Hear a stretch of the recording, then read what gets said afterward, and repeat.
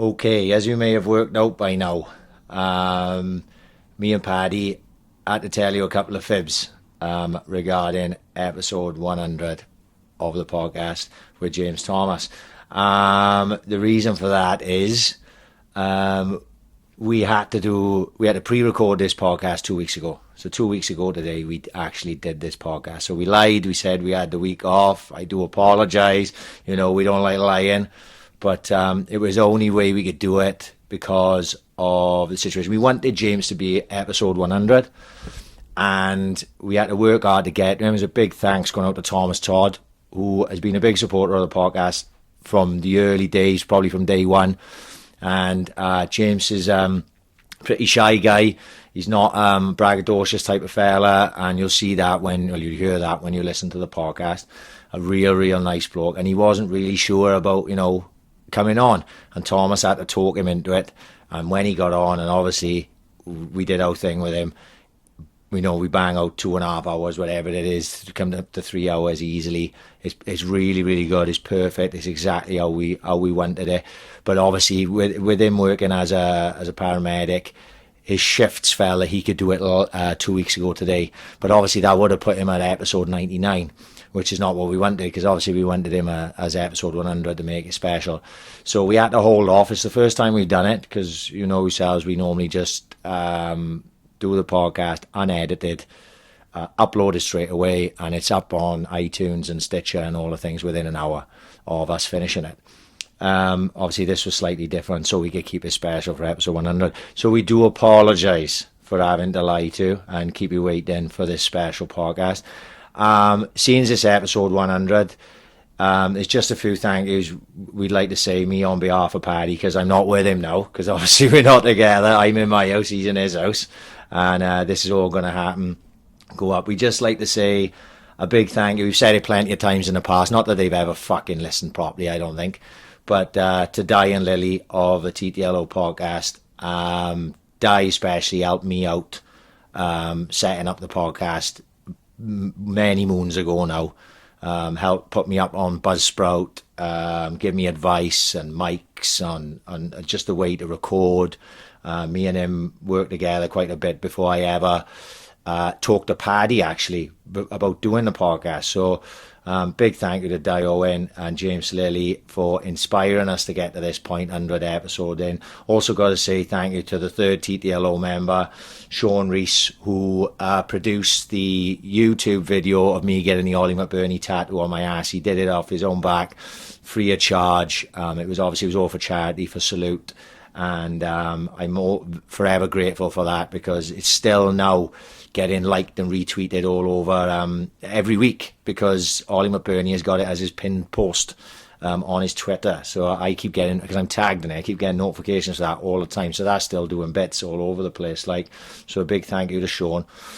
Big thank you to the third member of the podcast, the man you don't see. That's Mike Watts, who uploads all the stuff to YouTube when I remember to send it to him. Actually, now that I don't have to do anything tonight and I've reminded myself, I'm going to send Mike a whole host of previous podcasts that we've done so we can upload them to our YouTube.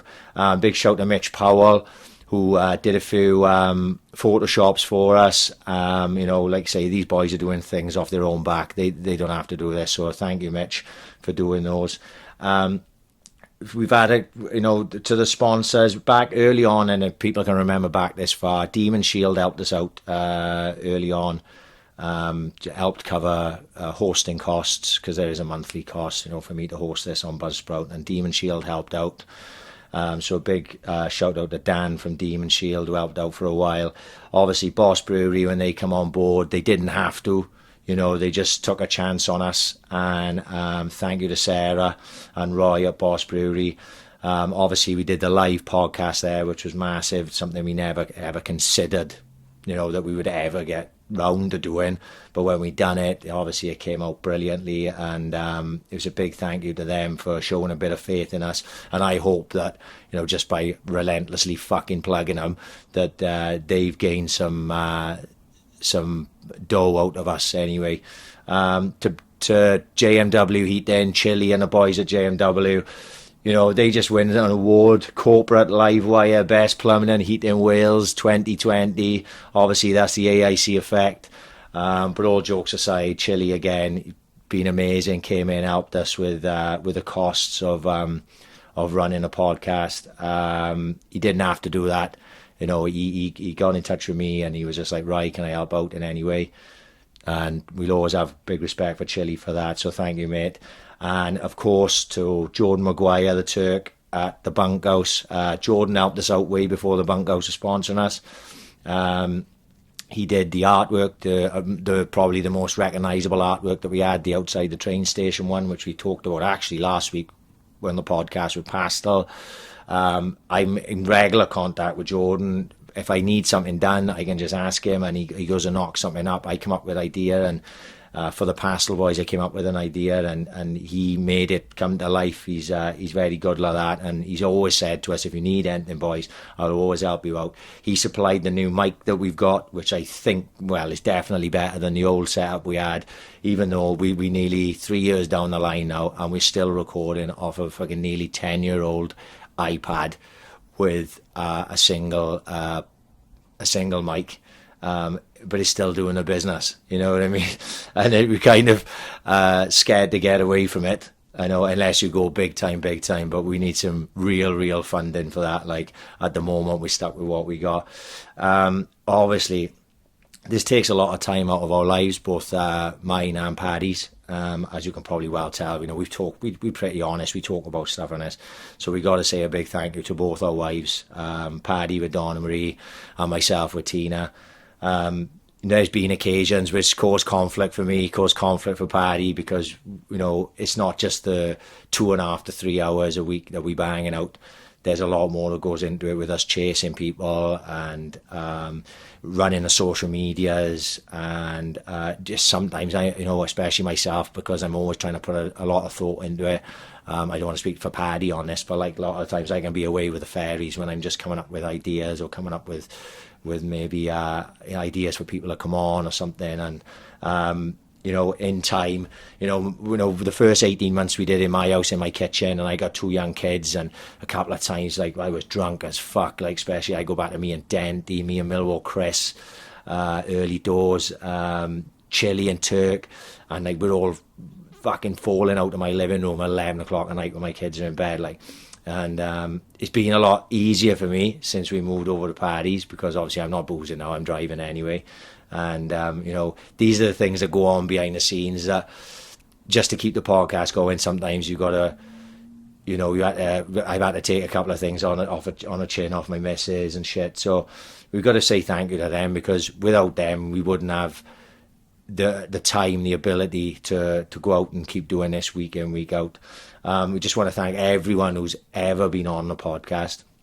You've all played your part in equal measure, and to just think of the people that we've had on is fucking mind-boggling to me. I know it's mind-boggling to Paddy, because we talk about it, and we've gone from just kicking around with a few of our mates in my kitchen to, you know what the things we've done if you've been regular listeners to this podcast, to the point we are now 100 episodes in, which I never thought we'd get to 5, let alone fucking 100, and then and do the things we've done. So to everyone who's interacted with us on social media, whether it be Twitter, whether it be Instagram, thank you very much, because you've helped us make the podcast what it is. And I like to think that, if you've DM'd us at any point, we've always got back to you, we've always conversed with you. I was always very keen to make that a big part of the podcast, was that we were accessible. Obviously we didn't think we were going to get to the sort of follower levels that we've got now. I always thought it would just be a handful, fucking 30, 40 people maybe, and that would be easy to do. But, when you're talking about thousands of people now, sometimes that can get a bit on top. But I always go out of my way, and I know Paddy does as well, to make sure that we talk to everyone who listens, to show a bit of appreciation, because we do massively appreciate it. So here we go. This is episode 100. In 100 episodes, we've had over 250 hours of bullshit content of us just being fucking dickheads and meeting people. We've had over 165,000 downloads, which just absolutely boggles my mind every time I look at stats like that. And who knows how much further we go. We genuinely don't know. Our only real surprise at this point is that we haven't been nicked for something we've said, or we haven't, fucking upset someone massively. Nick and Martin nearly got us there, mind. And thankfully Donald Trump got into power, because I think if Hillary Clinton had become president of the United States, we may have had a fucking drone strike in my house or Paddy's house by now, because the amount we've slagged her off. So this is it. All jokes aside, thank you very much, everyone who's listening, everyone who's been a part. This is episode 100 of the Ambition is Critical podcast with Swansea City number 9, James Thomas, and Thomas Todd alongside him.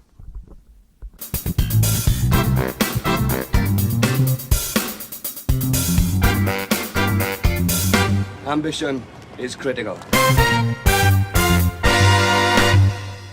More important. We're starting now. So, obviously, I will have introed this saying this is a pre-record, right? Right. So, this is fucking 2 weeks before this is actually going to go out. Yeah. This is episode 100 of the Ambitious Critical podcast. Can't believe I'm quite actually saying that. Yeah. With the main man, James Thomas. Unbelievable. I haven't introed the podcast for about 30. Right. Because James is on his episode 100. I thought I'd better intro it like Hard man to get hold of. Yeah, well, Fuck it up. No, you had to get hold of me eventually. Yeah, I couldn't fuck hide yeah. any longer. So. We've had a few texts back and forth. I bribed his fucking daughter for the number. It cost me a fucking Christian Dior pair of shoes just to get his fucking phone number off her. You know what I mean? Fucking nightmare. But it's one of them, like, when we're doing this thing, obviously, and it sort of escalated out of nowhere to where it is now, and you're looking then, like, I was looking at 100 from probably 50, you know what I mean? You're looking at it like going, what can we do special for 100, like, and then you start listing, me and him was listing names, and obviously your name was on it, Kurt, and you're going, how much of them are feasible, and you start crossing off, can't do that, that's not going to happen, that's not going to happen.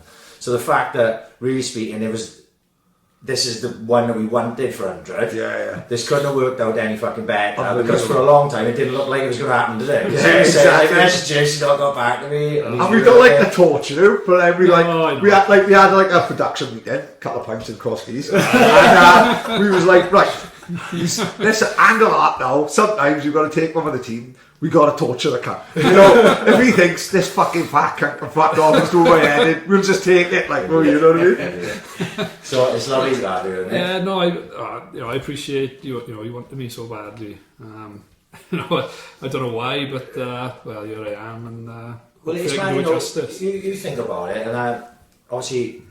You go back over Swansea City folklore, you're written in it forever. Forever, right? Yeah. And then, but it was a small section, wasn't it, of your career, which sort of, we would go over all that, but it's sort of like, it came and then it sort of stopped prematurely, and it's just, but even it's a small spell, like some players, like let's say Chris O'Leary, who we were just talking about this time, they're remembered because of the like longevity of their Swans career, and legend, played in all the divisions and something like that. And it was only 3 years for me, really, and one of them years I was out injured for most of it, and even the second year I was in and out of the team for various reasons, so it was really only that 1 year, really, the first season, and obviously it finished with Alligator. What a season, though. What? Yeah. No one, as you said, like, you look back in like Swans history, I don't think there's not many games or fucking events on that level, is it? I'm talking twice in the top division, throughout all the 60s. That is as iconic as it fucking gets, in it, that fucking game and like that performance. I think it became even more iconic, the years after, because I think the Swans have, since that day they've carried on progressing, and then I think that made that game stand out to be more significant, because how far they came since. Obviously on the day we knew it was significant because we didn't want to go out the Football League, but if you'd asked any one of us, where the Swans would be in 10 years' time after that, I don't think any of us would have said they'd be in the Premier League, and it's just been brilliant to see. But we won't go straight into that yet. No, don't want to save the Alligator. Right? But obviously, are you 41? 41, yeah. 41. Don't mind me. Yeah, so it's school year older than me is what I'm trying to get at. Yeah. So You were in Morriston Comp? Morriston Comp, yeah. And where did you play local? Morriston Boys Club. Yeah. And so that would have been in the same age group as Chris Llewellyn, St Helens team. Yeah, that's it. Yeah, I used to play against Chris Llewellyn. Because there were some good boys coming out of that, because they had a hell of a side, didn't they? Jamie Harris was in that team. Yeah, we had a good Swansea schoolboys team, and then obviously it went on to play for West Wales and South Wales, and then eventually Wales schoolboys. So Chris Llewellyn came through a lot of that with me. So I've played against him a lot. We played as teammates as well. In the Welsh squad. Yeah. Because Chris played in. He played down in the Victory Shield, didn't he? He played into my age group because Chris was an August birth. So Chris was in my school boys, and then that year him and Mushroom. Do you remember Mushroom? Dan Davis, the goalkeeper. Yeah. Oh no, there's two Dan Davises. There was a different Dan. You know Mushroom, don't you? So Thomas Todd's in the house as well. He's just over there in the corner. Big shout. We've got to big him up there. A big shout to the Todd father for sorting it out. My favourite Todd. Not that it's a hard fight. The Todd list. 100%. No matter how many charity dues Liam does. Thomas is fucking Todd. Liam's like our equivalent of Beefy Blowtham, like Ricky Gervais said in the office. As long as he walks 1,000 miles for some spastics, he's good by me.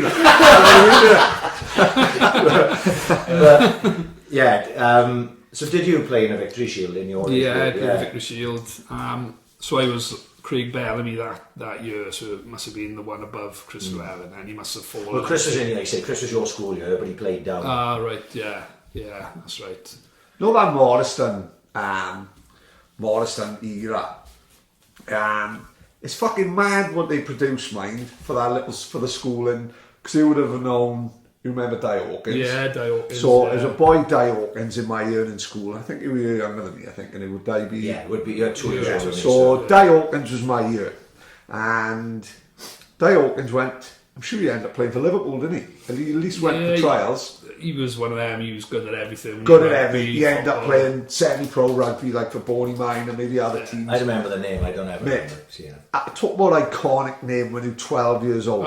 No walking into Morriston. I played football and rugby, so I would have played the two And rugby, the camp was a savage because there's no hiding on the rugby pitch, is it? On the football, you can at least avoid him. No, he was double the size of everyone else, wasn't he? This is what I'm getting at, right? He was 21 built when I'm 12, right? Heavy chest, He was too young to be on the rise, so he was 12. No way is his old man injecting him up with ephedrine and that. This cunt was he was built like a brick shit though, he was mad. I wouldn't say he was tall, but he was about our height. Yeah, he was quite short, wasn't he? But he was stocky. Stocky, no, we can't call that cunt stocky. Built like fucking genetic freak, wasn't he? Bob Sapp. Right. He's built like Bob Sapp at 12, right? And he got beard. Everyone else got little cabbage tushes, they combing out Jamie Green. They got cat whiskers and all that. Di Hawkins is strutting around like fucking Huey from the Fun Loving Criminals. 12. He's got the full on goatee like the fucking Betty from EastEnders. This is a 12 years old he was fucking highly successful rugby player. Like I said, he went to Liverpool for trials. Not sure if he actually brought into the youth setup. But fair play, as a sportsman. Yeah, he was good at everything. I know for the years, he done well in the beginning because he was so big. But I think people caught up with him. Of course they did. Yeah. Well, where that found him out in the end. But rugby-wise, he played high level rugby. Yeah. But brilliant sportsman. And then there's another boy who's older than me. I think his name was Matthew Morgan. Yeah, Matthew Morgan. No, he's another guy. He lives on the 6'4", fucking 11. Yeah. What the fuck's going on in Morriston? You know what I mean? Fucking coming to Cairo, fucking everyone's up there, fucking injecting behind the sheds. Fucking crazy area. He went to Man City, didn't he, Matthew? Really? Yeah, he went to Man City, and I think he was homesick in the end and came back. But he could have done better. Yeah. It's difficult to say if he'd stuck it out. Everyone's different. It's just one of them things, isn't it? But again, like you say, he was another sportsman, good at everything. Unbelievable. It was a good era for me. Yeah, fuck, unreal. Yeah. So what happens, because obviously, naturally at the time, kids weren't really going away to other teams then, were they? It was more like if you were around this area, you were going to Swans and stuff. Probably boys went here and there. But how does Blackburn come around? Well, I'm sort of a bit of a homeboy, really. I didn't really want to go anywhere. I had the opportunity to go to the Swans a couple of times, when I was sort of under 15s. But, I was too busy enjoying myself out with the boys and all that. And when I think a scout from Blackburn watched one of the under 15s, the Victory Shields. Yeah. And he asked me, come up to Blackburn, have a trial game, and I was like, oh no, I don't want to go, and come up with the boys at one end. But, somehow, eventually, I think my parents taught me round to go, and I went up for a trial game down at the training ground, and straight after the game, they said they wanted to sign me, and I think it was a couple of months later then, it was after picking up my GCSE, or after finishing my GCSE exams, I just moved straight up there and done my apprenticeship. But that's 16 years of age going. Yeah, that's 16, a massive step for the young boy. Who's manager at that time? Dalglish. Yeah. Well, they just someone small, you know what I mean? Yeah. Fucking Dalglish, for everyone, for say someone younger now who's listening to this. What year was this? This was 95, 96. Well, it was the season after Blackburn won the Premier League. So they were the best team in the country at the time. Okay, they had the best facilities. They were, top of the tree. Of course, they got Jack Walker ploughing bread and ruminating, and this is no. They were, Sheila Sutton. Brilliant, Sherwood would have been there. Sherwood, Colin Hendry. Flowers in goals. Well, as you said, best team in the country. Fucking just won the league with a fucking iconic manager. And the facilities, the training ground, at the time, it was the best in the country. It was leaps and bounds ahead of everything else. Yeah. They just improved the stadium, but like I say, the investment was unbelievable. As you said, down to Jack Walker. Of course, he was the sort of Roman Abramovich of the 90s, wasn't he? So it was probably the biggest club I could have gone to, really. And it was the only really one that invited me for a trial, or that I wanted to go to, and somehow I don't know why I chose. I decided to go there when I had the chance to go to the Swans or something. But I don't know, it just felt right. Like Man City trying to get a kid from Swansea, isn't it? Of course it is. It's exactly the same. It's exactly the same. Yeah. And you heard of this little town? So in the Victory Shield, who would have been up front with Downey, I played a bit of a wing. I used to play left wing, I think, in the Victory Shield. Who was in the side? Oh God, let me think now. It would have been Bellamy. We mentioned a Darren Davis earlier, but this would have been a different Darren Davis from Port Talbot. He was a centre back. He was a captain. Good player we've never heard of. Unbelievable. Everyone thought he was going to be the next big thing. And for one reason or another, as it is, and probably more so these days, it's hard to break through, and he just never made it. We had a mate on here, Scott Coughlin, who played in goals in the Victory Shield, right? Yeah. And for Wales, and when he was playing in that game, I remember saying to his old man, he's set for life, because he's the best of the four best keepers in the country. He went on from there, didn't he? He played the 16s, the 70s, the 18s, you know what I mean? All Welsh first team goalkeeper. So I'm thinking, he's the best keeper in this country, right? So whether it's Premier League, Championship, or even Division 1 and 2, he's going to make a career out of football. And you know what? He went to Cardiff, faced him fit, and all of a sudden now, working on a building site and all that. Where's he gone? Just left Clef. Just left Clef, for Lido. Yeah, Lido, I think. But isn't it funny how you think? I remember saying to his old man, no matter what happens, he'll always make money off football. He'll always have a career. And for some reason, it just doesn't. It's a very fine line, isn't it? Fine line. It was the same for me. I never thought I'd have to finish playing when I was 26. You don't even contemplate that. That's a prime, isn't it? Yeah, and it's just suddenly it gets taken away from you, and all of a sudden it's shit, what am I going to do now?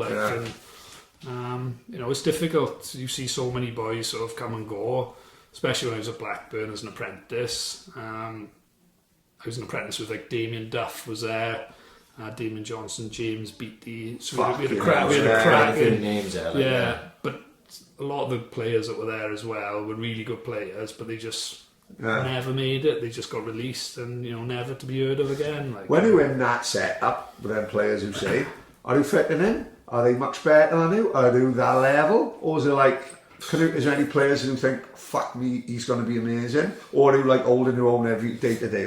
Well, Damien Duff, he was always he was always outstanding. You could tell he was going to make it. And to be honest, when I first went there, I remember the first day we got there, pre-season training, fitness tests, and then it's like, oh fuck you know. And we had 800 meter, or 8 laps around a 100 meter track or something to do, like to do it as quick as you could. And like everyone was finishing, I was last, and I actually stopped and walked. And apparently no one has ever stopped and walked. Big impression. I stopped and walked, and they were like, oh my god, like no one ever does that, even if it means, you know, you passing out, no one stops and walks. Ray Arford kicking you up the ass. Well, Alan Irvin, who used to play for Everton, and Kevin Sheedy, they were the two youth team coaches at the time. Kevin Sheedy, by the way, scored some fucking left foot. He was amazing in training, the best player. Great player. Yeah, he was brilliant.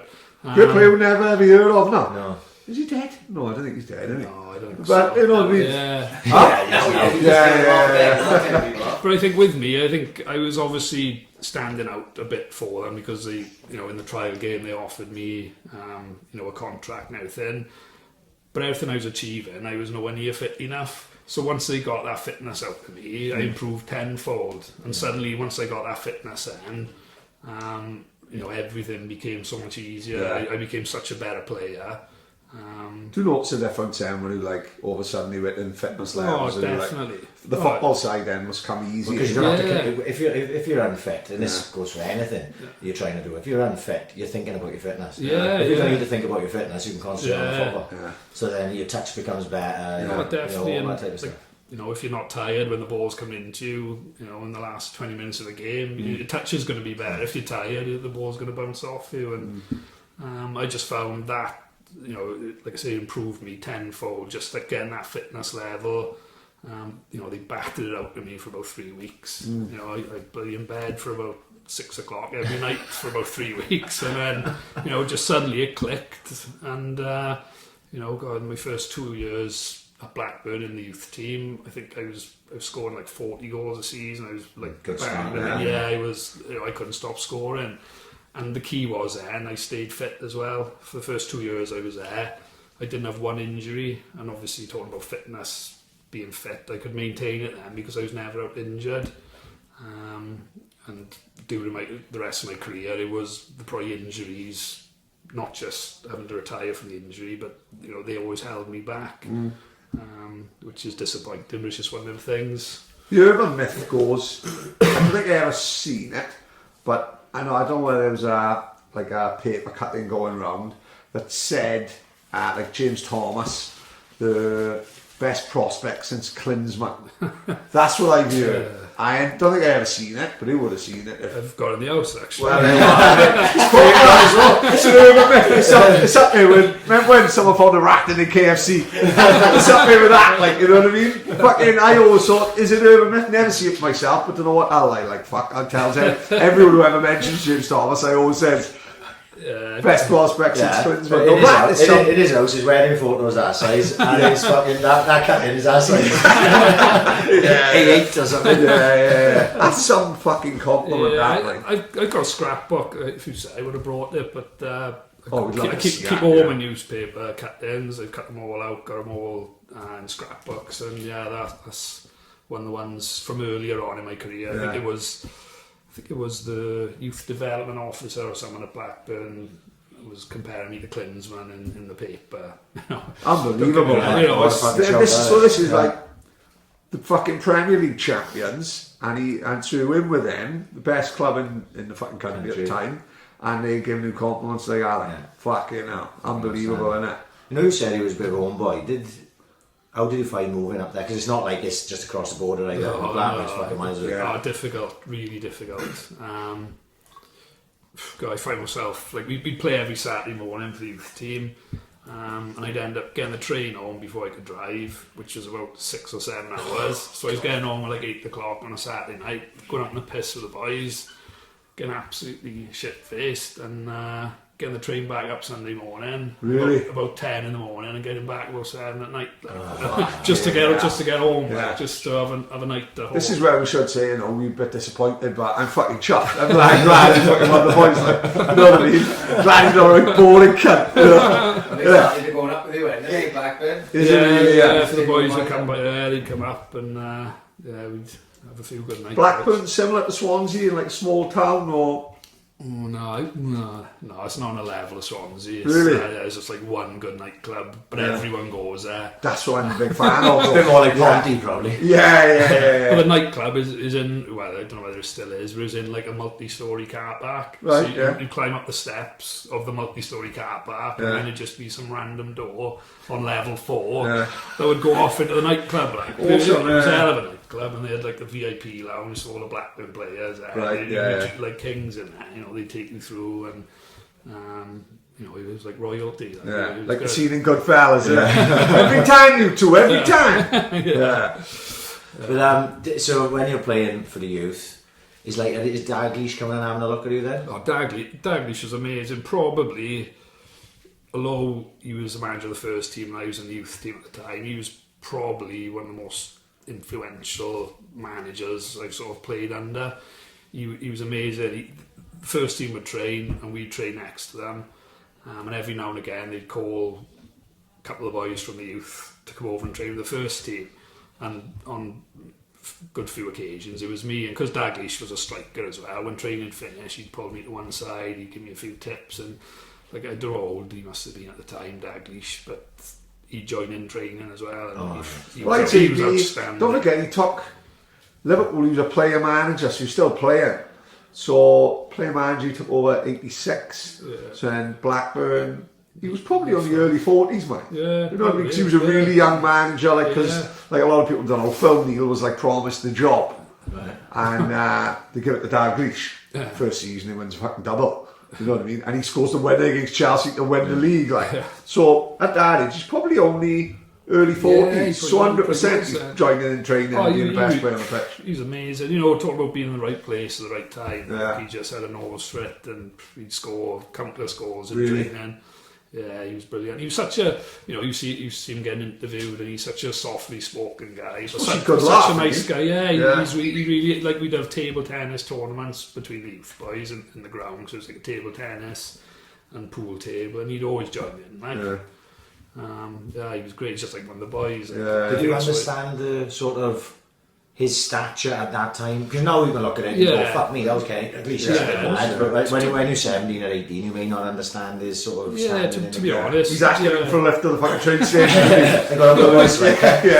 Yeah, to be honest, I'm glad I didn't, because if I did, I probably would have been so much in awe of him that I probably would have been so nervous to kick the ball. I probably wouldn't have got the best out of me. But he was obviously, you know, amazing guy, amazing player and manager, and just someone who just had the utmost respect for, really. He was so disappointed when he left, you know, in the end. You know, but I saw plenty of managers come and go, but none of them were as sort of good as he was, to be honest. And that showed on the pitch as well, obviously, because they won the league with him, and since he left then, they sort of gradually just went downhill. Shearer went, then Sutton left, Henry left, and they all just started jumping ship. Henry must have marked you at some point. Yeah. Did he give you a bastard? Absolutely. He looks at the time, just give you a bastard in training. Like, honestly, every week in Blackburn you'd have like a fat test. And they'd come and they'd use this tool to pinch the sort of fat on your belly and see how much it was. Like, you know, I was always probably in the fattest out of the team. Never the most. Well, you know, obviously I was fit, but I was never the most lean and cut. But Colin Hendry, they wouldn't have nothing to pinch. Like, he was so lean. Oh, serious? Yeah, honest to God, he was absolutely didn't have an ounce of fat in him, in the gym all the time, and you know, that's probably how he had such a good career for so long, really. But look at him, he looks half a fat cunt, doesn't he? Yeah, he was. No, he wouldn't have him down as like fucking best in the club. Must be all that curling he did. Remember that Scottish bird was the image of him, which he was curling like. But he was 45 when he was 25, wasn't he? He was one of them who didn't fucking age. But yeah, you're going in there, and obviously as a striker yourself, you must have looked at like Alan Shearer and gone, you know, and seen him in training and just been blown away. Like, I remember, that trial game I went to, the first person we saw, my parents took me up there. The first person we saw as we came up my car was Alan Shearer. And I've still got the photo to this day of had a photo with him as soon as I got there. Like, there's me and my bloody woolly hat and Raiders jacket. Proper Swansea.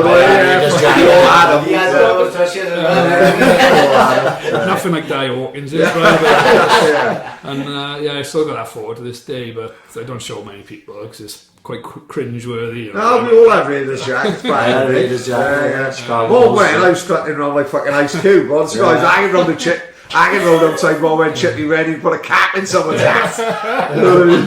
Yeah, it was a 90s thing. Yeah. But he was, you know, he was the model pro, really, Shearer. You watch him in training, and after every training session, we'd do like a shooting drill, so you'd have like a finishing, so all the strikers would get together.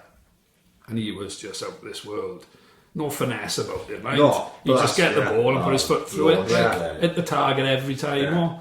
And lucky every time you hit the ball. It's one of them, he had a hell of a strike on him, but he was a really nice bloke as well, and a bit of a comedian. He was a sort of joker in the team, which you wouldn't really associate with that. No, I think he plays it down, doesn't he? You know what I mean? He's a bit more like, since he's been on Match of the Day over the years, he's sort of, you've noticed that he's got a bit of that. Him and Wright, you know, is fucking behind the scenes, right? Yeah, of course, yeah. But you know, I think before that, it'd be like you'd think, he must have sensible. Like, but I remember one day, I think the first team were going to an away trip somewhere, so the bus came down to the training ground, ready to take them away. Like, right, yeah. Next thing, Shearer's nicked the bus. He's on the bus, driving it around the training. This is something bad he would do.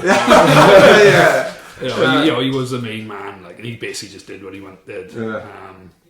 Which. Fair enough to him, innit? No, of course, yeah. If you're producing it like he did on a pitch, we'd just get away with anything. What's training like in like that level? You know, I know times are different now, but football's still football, isn't it? I like the idea of having. This is why I don't really agree with the Swans. Like all the kids training here, and then the Swans first team training 10 miles away down the Gower. Yeah. You know what I mean? I don't so I don't really. I like them all together. Do you know what I mean? Yeah. Yeah, like I say in Blackburn, we all used to train together initially, but they did eventually have a separate training ground for the youth team. But that was only like sort of 300 yards up the road. But what was good about that was you'd have so much interaction with the first team that they, like I said earlier, they'd often call a few of the youth players over to train with the first team. And I suppose that was the advantage of all being on the same site, and you know, it was valuable experience. Yeah. So you heard about Liverpool, you heard about Melbourne, you heard about the Cliff or Carrington or whatever, and the setup Man City you got, which is fucking unbelievable when you look at it on a fucking drone in that documentary. Like to have what the Swans got, the kids here, and then no link at all with the first team. It just seems a bit it just seems a bit fucking baffling. You know what I mean? Yeah. Because you can't do those things. You can't just go, can we get them? And we used to, like when our training was over, if they were still training, which wasn't really often because they wouldn't train for as long as we did, but you know, if we finished early for whatever reason, you know, we'd go over and watch the first team. Well, look, that's what you're aspiring to, isn't it? You're aspiring to that. So if you see that every fucking day, and you reckon as well, you know, who'll say it, if you've got the first team interacting with a kid who's supposed to be the bollocks, and like they'll have a little fucking bit of a novel with him and all that, and he fucking comes up with shit, time to fuck off. So they're like, they already got the eye on this one, like Rooney at Everton, for example. They knew Rooney was going to be fucking in the first team.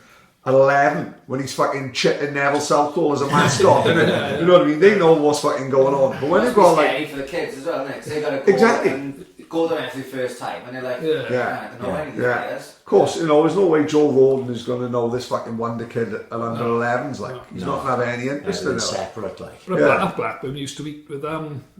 We used to, like I say, have pool competitions which involved the first team, the youth team, the reserves. You know, like sort of everyone would be connected together, and it brought everyone together. Do you know what I mean? That's good, because some of the old pros around that time and maybe a little bit before, they probably would want to keep it separate, wouldn't they? Some of the older pros, I've heard stories of that, like, you know, keep the youth separate from the first team. But it's good that Blackburn weren't doing that, and I think that's a better way of doing it. I love Milner the other day when they played the kids. against Shrewsbury, like, you know, they're supposed to have a mid-season break, the players, and Milner went and watched, like, when I watched the kids, like, you know, playing the FA Cup, I thought, that's quality, that is, you know what I mean? It's class, isn't it? That's fucking brilliant. That Godfather was like boot cleaners though. You don't get that these days too. So you used to know the youth team and he's clean your boots. Of course, yeah. He was clean when he was at Blackburn. I had Billy McKinley's, which you might or might not know. He was a good player, mind. I think I'm sure he's assistant manager somewhere. I saw him on TV the other day. I thought, Badger, they used to call him. Dropped him a couple of quid then, Christmas. Yeah, they do some more so than others. He was a tight bastard. Sounds like fucking Nanny McPhee, sounds like this twat, like, you know what I mean? But I always wanted to get on Shearer's boots, but someone always grabbed them before me. But from the boot room, I always remember Chris Sutton's boots. He used to wear the worst boots ever. I think he was sponsored by Patrick. And they were the worst, like boots. Boots back then were sort of not as good as they are now. They're all black and white and stuff now. They are the best boots. I remember Gary Lineker signed with Quasar. Quasar, and he had like his own like comic books. I was mad on Royal Rovers and short and all that. Yeah. And I had Royal. I've even looked on eBay, like you can buy the Royal Rovers 1960s annual. And I'm tempted, like, it's only 20 quid. Fucking reliving my childhood. I've been fucking shagging a cushion in the living room. You know what I mean? Right, go back to my weird days. Like, but I'll never get Gary Lineker had like a cartoon and he wore these Quasar boots. Like, you know, where the fuck they got now? Quasar. You can't get now Mizunos. I used to love Mizunos. Pro Direct. You want to understand? Christmas Sports by Pro Direct. There's a Academy. Is it really? Yeah. They bring a special edition of the expensive stuff there. Oh, really? Yeah. I used to have about 3 pairs of Mizunos over like 10 years. That's all he wore was Mizunos. He still wears to this day. Who does? Mizunos? My brother. His brother. Really? He's still like fucking had conversation with you, brother. He's coming down now. It's Liam's fault. Yeah, you know, I'll be on Facebook. But it's Liam's fault. He's doing his 40th for charity. Yeah. You're going to buy a ticket and you're doing money charity. No, he's coming down in, so I'll get him through. I spoke to his brother ages ago when we first started, because obviously I know his brother for years as well. And we spoke on the phone, he was like, yeah, no, and then one day, just a Saturday morning, like I'm going to football with my boy, and he goes, do the podcast today if you want. Yeah, fuck no worries. I'm racking them up in the morning toilets. Something going on to come over here to do the podcast. He rang my mother on a Saturday morning on my way down, he minded the kids all weekend. Yeah. Out of curiosity, talking about boots, what was your boots of choice? Right, well I was just going to mention this now. My boot of choice was Adidas. I used to wear Copas. That's on my own art. Well, I was, can't believe I'm over talking James Thomas to tell him who I played for the Saints third. But I was a few years where I was Predator with the Gerrards, not the Beckham ones, the ones with like white stripe on a toe.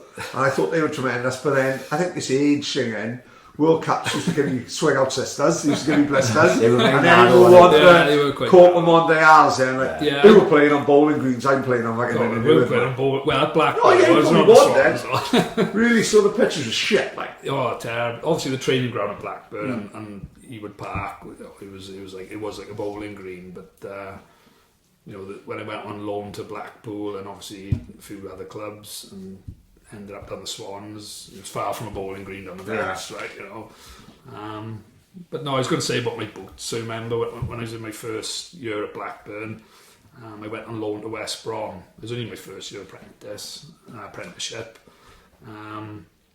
So when I was at West Brom, I had an agent and everything. You just went on loan to West Brom. That's not a small club. I know. It's you're making out as if it's fucking.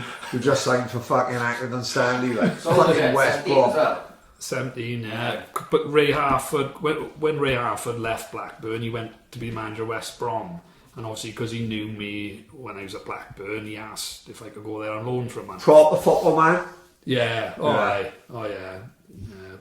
He passed away not long after, didn't he? With a heart attack, I think. But yeah, proper football, you know, running through his veins. Like. I had an agent and everything at the time. I thought it was a fucking dog's bollocks, like, you know. But did everyone have agents? Yeah, they did. Yeah. And to be honest, there was no real need for it. But this guy that I had, his name was Colin Gordon. He was a bit of an asshole, to be honest. You know, they tell you everything you want to know. Like he said, I got this book deal for you. I was like, oh, you know, brilliant, like free boots. He said, couple of quid. He said, I can't remember what it was. They'd give me whatever it was a month or something to wear their boots. So I was staying in a hotel now in West Brom, and he came in like 3 bloody huge bags over his shoulder with all this kit. I thought, fucking brilliant, like, you know. And then he unzipped the bags, tipped all the stuff out. It was only in Pony, you know. Was it Pony?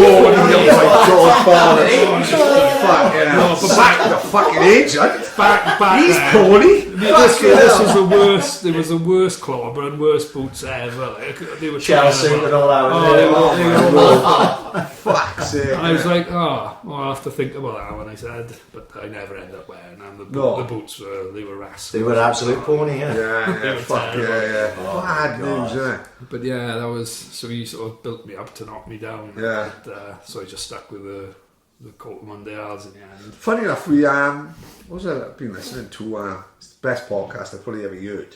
Is Carragher with Michael Owen. I was just going to bring it up. Was this Carragher's podcast? Carragher's podcast is brilliant. Right. But he's done one with Michael Owen.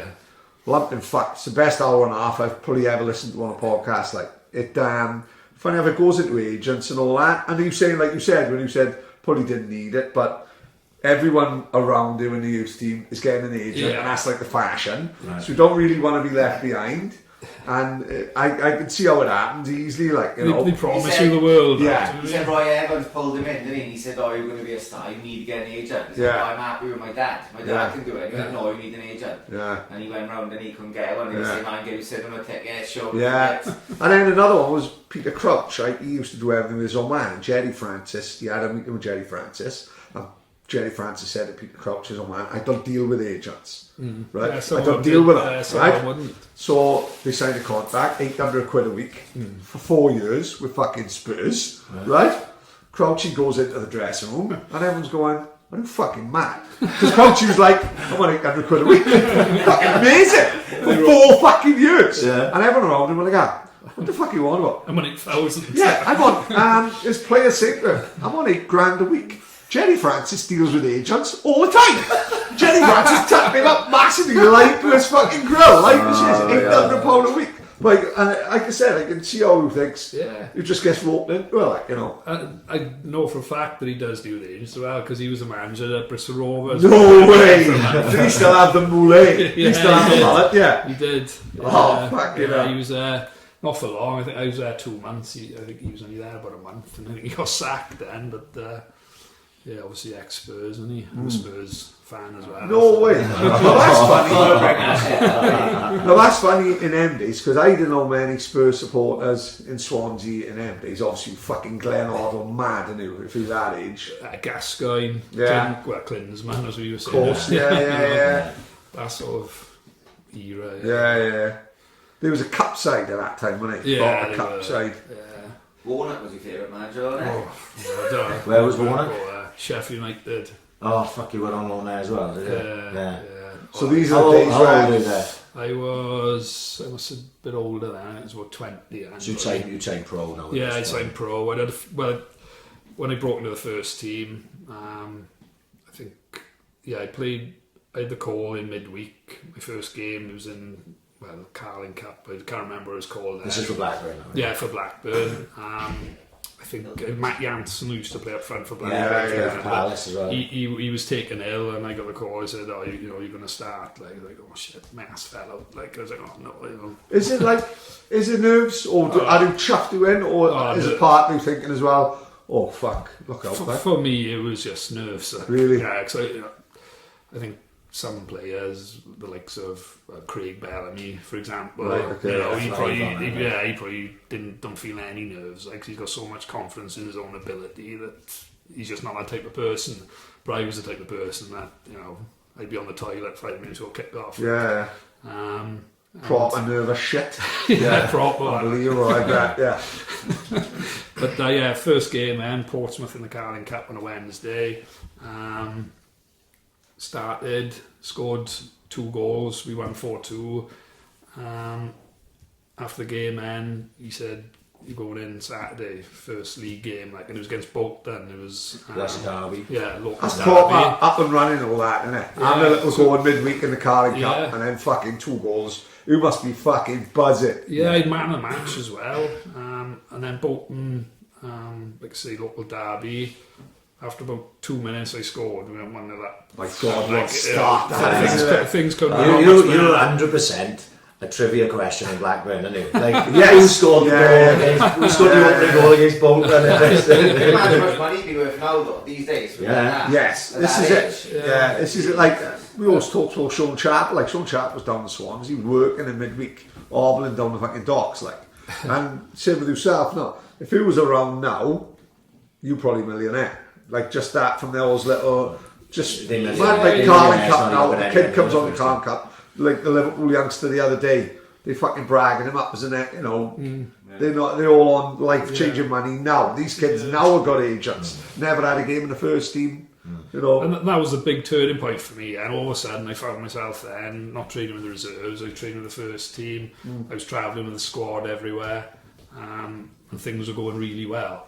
And I remember then Souness was the manager at Blackburn at the time. Totally different character. Oh, completely different. Really? All right, hard bastard. He Yeah. was, legs like tree trunks and managed like he played really. But as you hear him on Well, so TV, you play as well. well, as a player, he was. Yeah, sticking in the shot in, dressing room, I wasn't suppose he's aggressive and everything. yeah, and just everything about him was quite sort of intimidating. Yeah. You know, as he was like a player.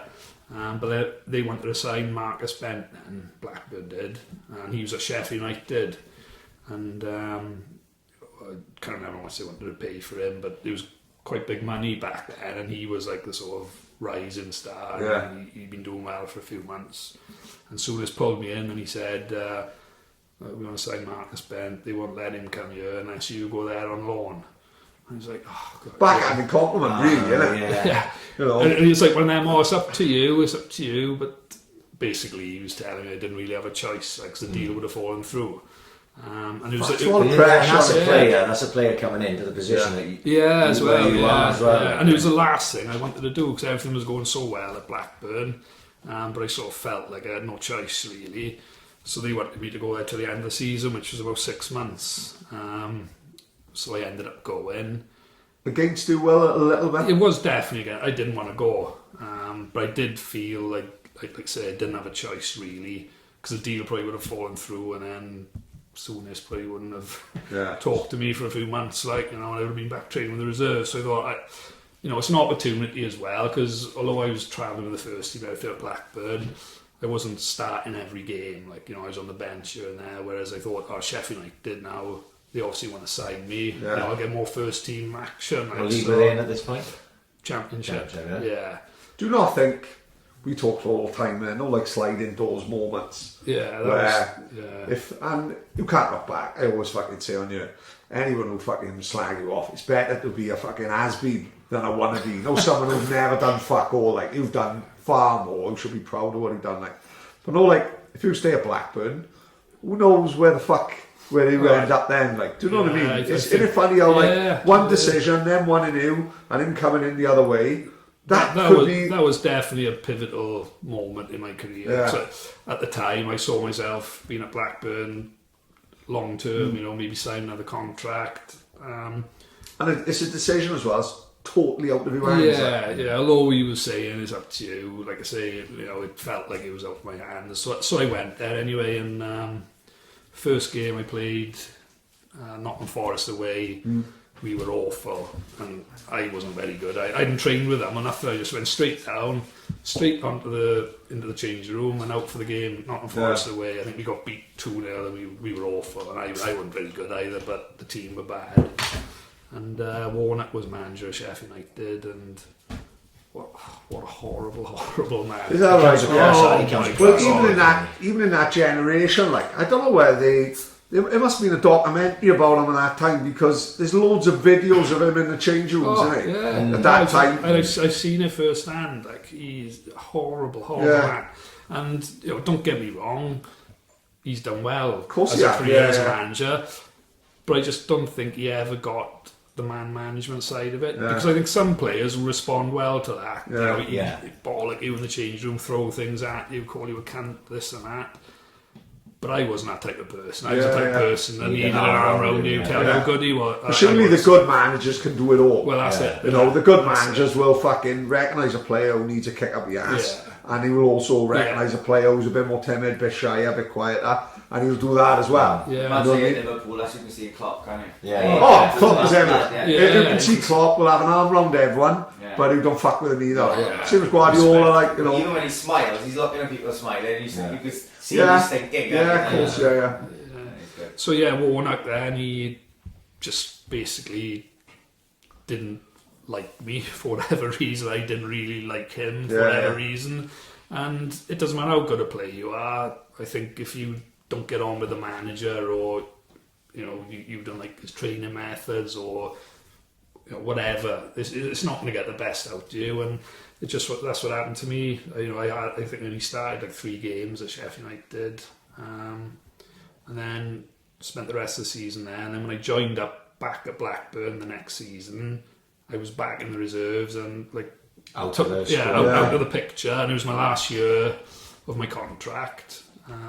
And basically that was it then. What's it like going into work, like you said, when I suppose different when you're going into fucking post office? Everyone thinks you live in the dream as a footballer, innit? We always say it's the fucking best job in the world, you're playing football every day, but if you don't get on with him and he don't get on with you, it must be very hard, a very lonely place to fucking be. Especially as a loanee, because you're going in there, you're meeting new people. That on its own is hard enough to do, isn't it? Without having a manager there who really get on with it. Yeah, I had a couple of months at Blackpool, I had 6 months at Sheffield United, I had a couple of months at West Brom, Bristol Rovers, I was there for a couple of months. Anybody think you settled the best, I enjoyed it at Blackpool. Steve McMahon was the manager at the time. Really? There's some legendary managers who gave it already. This is what I'm saying. Just the clubs you're talking about when you're saying about playing Portsmouth and things like that. This is what sometimes you probably don't realise it because it's your history. Sometimes you've got to step back and say, like you mentioned in Portsmouth, as if I'm saying playing fucking ragged. Yeah. You know what I mean? Sometimes you've got to step back and say, fuck me.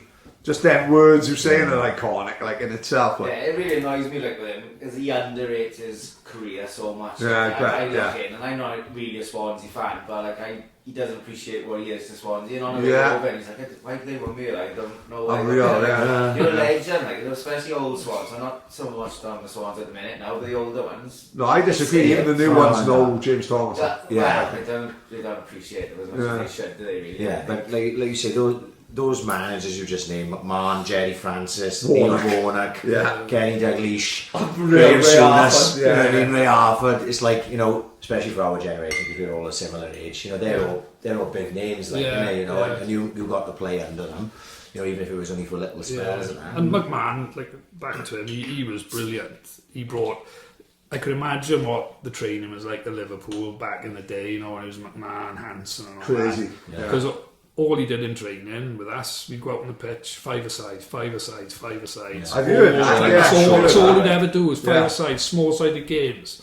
I loved it. It was brilliant because no one likes the run in and the passing drills and stuff. He just literally everything was 5-a-sides, and it was brilliant. Nice, good couple of months. There was something on this week. Literally, Klopp and Guardiola. Talking about, they don't call it 5-a-sides, like we would call it 5-a-sides. They call it small-sided games. Right. And it was on Twitter, and I only sort of I didn't really watch it properly, but they were saying that's what they do a lot of. Yeah, it's like you say, it's probably something that got in this modern day, coaching a lot of football out to fucking people. That is proper football, isn't it? Bump, bump, short pass, that type of stuff. Whereas on the total other end of the scale, when Roy, because I played under Roy Hodgson as well, he was another one of Blackburn.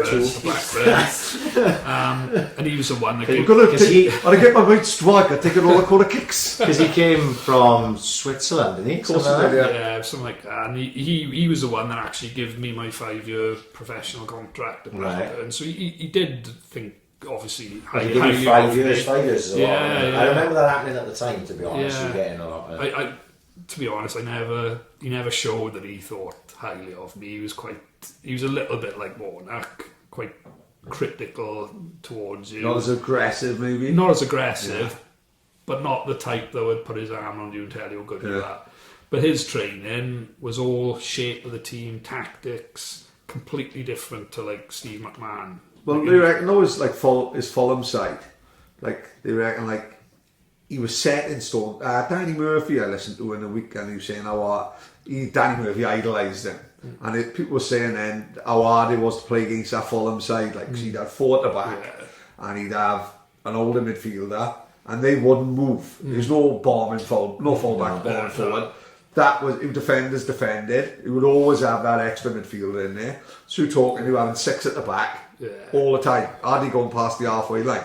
And that's not like you're saying about tactics. Yeah, you can see he's a really clever, astute right, man. And he obviously, he's manager of England, wasn't he? But I found his training quite boring. Really? Yeah. Stop. And he did like the sound of his own voice, so his trainer would be stopping all the time, and he'd be shouting at different people, you do this, you do that, then you'd go again, and he'd stop it, and it wasn't my type of thing. Is his idea to drill it in with the Saturday so you know shape? Like the shape, it was all shape of the team, full-size pitch and training. He'd even call like 11 of the reserves or youth team over to play against his starting 11, and he just worked on shape all the time for like hours. These days, isn't it? How does that? Because I can see that from a defensive standpoint and even like a defensive midfield standpoint. But how does that work with attacking players like yourself? Yeah, it just. So do you spend a lot of time standing around? Yeah, he's standing around. Yeah, a lot of standing around. And he brought into Blackburn that we'd always train and start at 10 o'clock. Say train till hours 11. Under like Dalglish, maybe Soonest as well. You'd probably do a bit of shooting then after into the shower and have some food and shoot off home.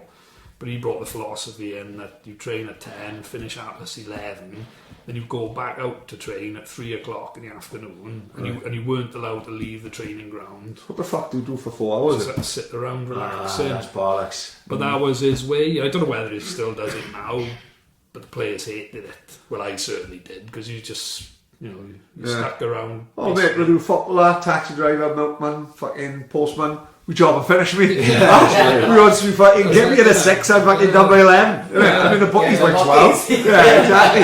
You know what I mean? Fuck that. As an apprentice or a reserve player, you'd often train twice a day.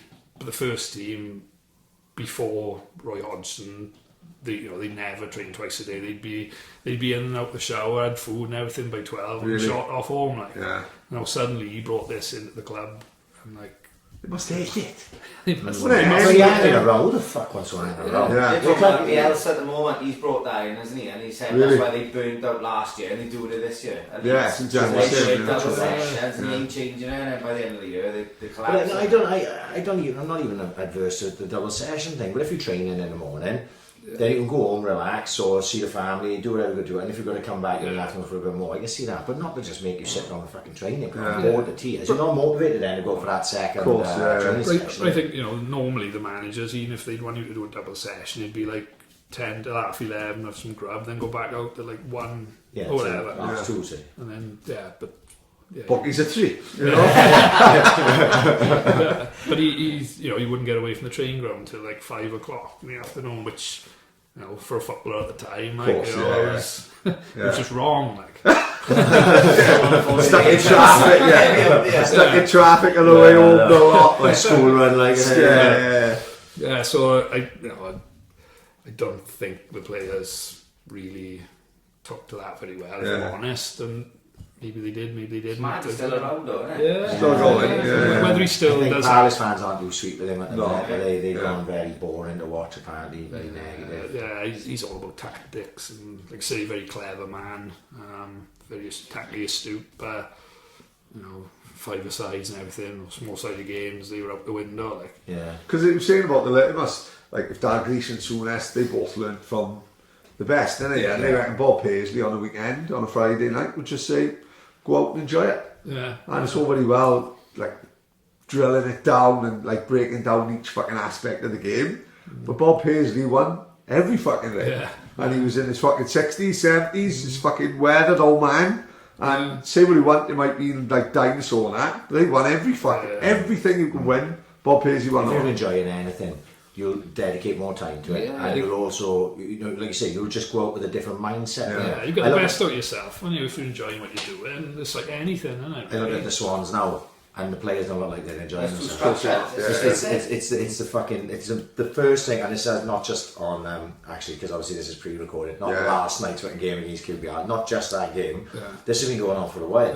You look at them, they're not playing with a smile on their face. They don't look happy to be out there. They're not, like I think, when you're a kid, right, and you're kicking around, and we all played on the streets and shit like that, when you're on the streets and that, you're not thinking about tactics and Marcus Mario. You just want to get the ball and you want to be Diego Maradona. When I was a kid, I wanted to be Maradona. And I look at those fucking guys, and that is drilled the fuck out of them. It's not before they get that level. I know, obviously before they get that level. So I look at Selena, and I like see, I'm just using it as an example. He got the ball in space last night. He's one-on-one with the fullback and going, just be Diego Maradona, just go at that fucking guy. A couple of times he had a chance. Go forward, stop, turn back, and it's sad to see, It's like they think that when they lose the ball is where I gotta be. So if I run across there and I lose the ball, shit, I'm out of position. I think that's not the way. Especially a player like Selena. When we've been successful with the Swans, with the likes of Martinez and Rogers and that, they were structured in a way, but they let the players have the freedom to go and enjoy themselves.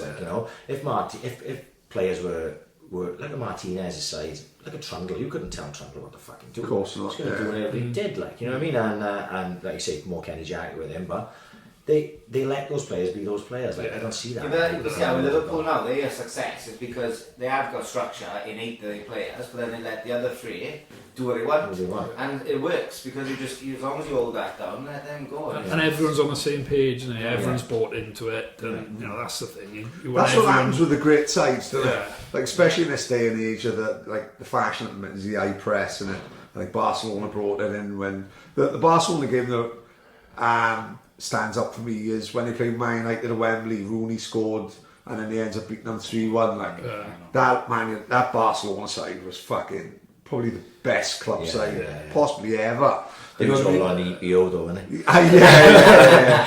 There's a little black cloud over that. That's why they could keep running so fucking long. They had Mo Farah's coach over there, didn't they? Did they really? Is this right? The story. No, I didn't hear this. That Spanish guy. Yeah, he was the Barcelona team doctor. Because Mo Farah's running like fuck every time the drug test. You know what I mean? The drug tester just can't catch him. He stopped running now. Yeah, exactly. That's it. No, he's not winning any fucking races. What's that guy's name? I don't know. But yes, I didn't know he was a Barcelona. He was a Barcelona. He's like the team doctor or something. Right, okay. He's a little fucker there, isn't he? He got everything in his fucking locker. They just thought it was normal. They were pumping his ass. That changes my whole image of that side. Wembley's a big pitch. I need a fucking assistant. Can you get me through London Marathon without falling apart, please? But I think that Barcelona team, they were the team that sort of changed everyone's sort of outlook on the game, and all of a sudden it became a passing game. And I remember, when Blackburn won the Premier League, they were 4-4-2. They had Sheeran sitting up front, Wilcox on the left, Ripley on the right, and they just basically cross balls in the box for Sheeran sitting, and who'd finish them off. But you know what? You tell me that's not exciting. You say it all the time. When we first went up, and Rodgers, sometimes I think the Swans overplayed, right? Football is football, right? All of a sudden now, everyone had to play out from the back. Every centre half had to fucking be able to fucking play it down. Now, to me, my centre half and my back four are defenders, like. You know what I mean? They're there to defend. If you've got the odd fucking Rolls Royce like Ferdinand, he comes around fucking once every 20 years, like.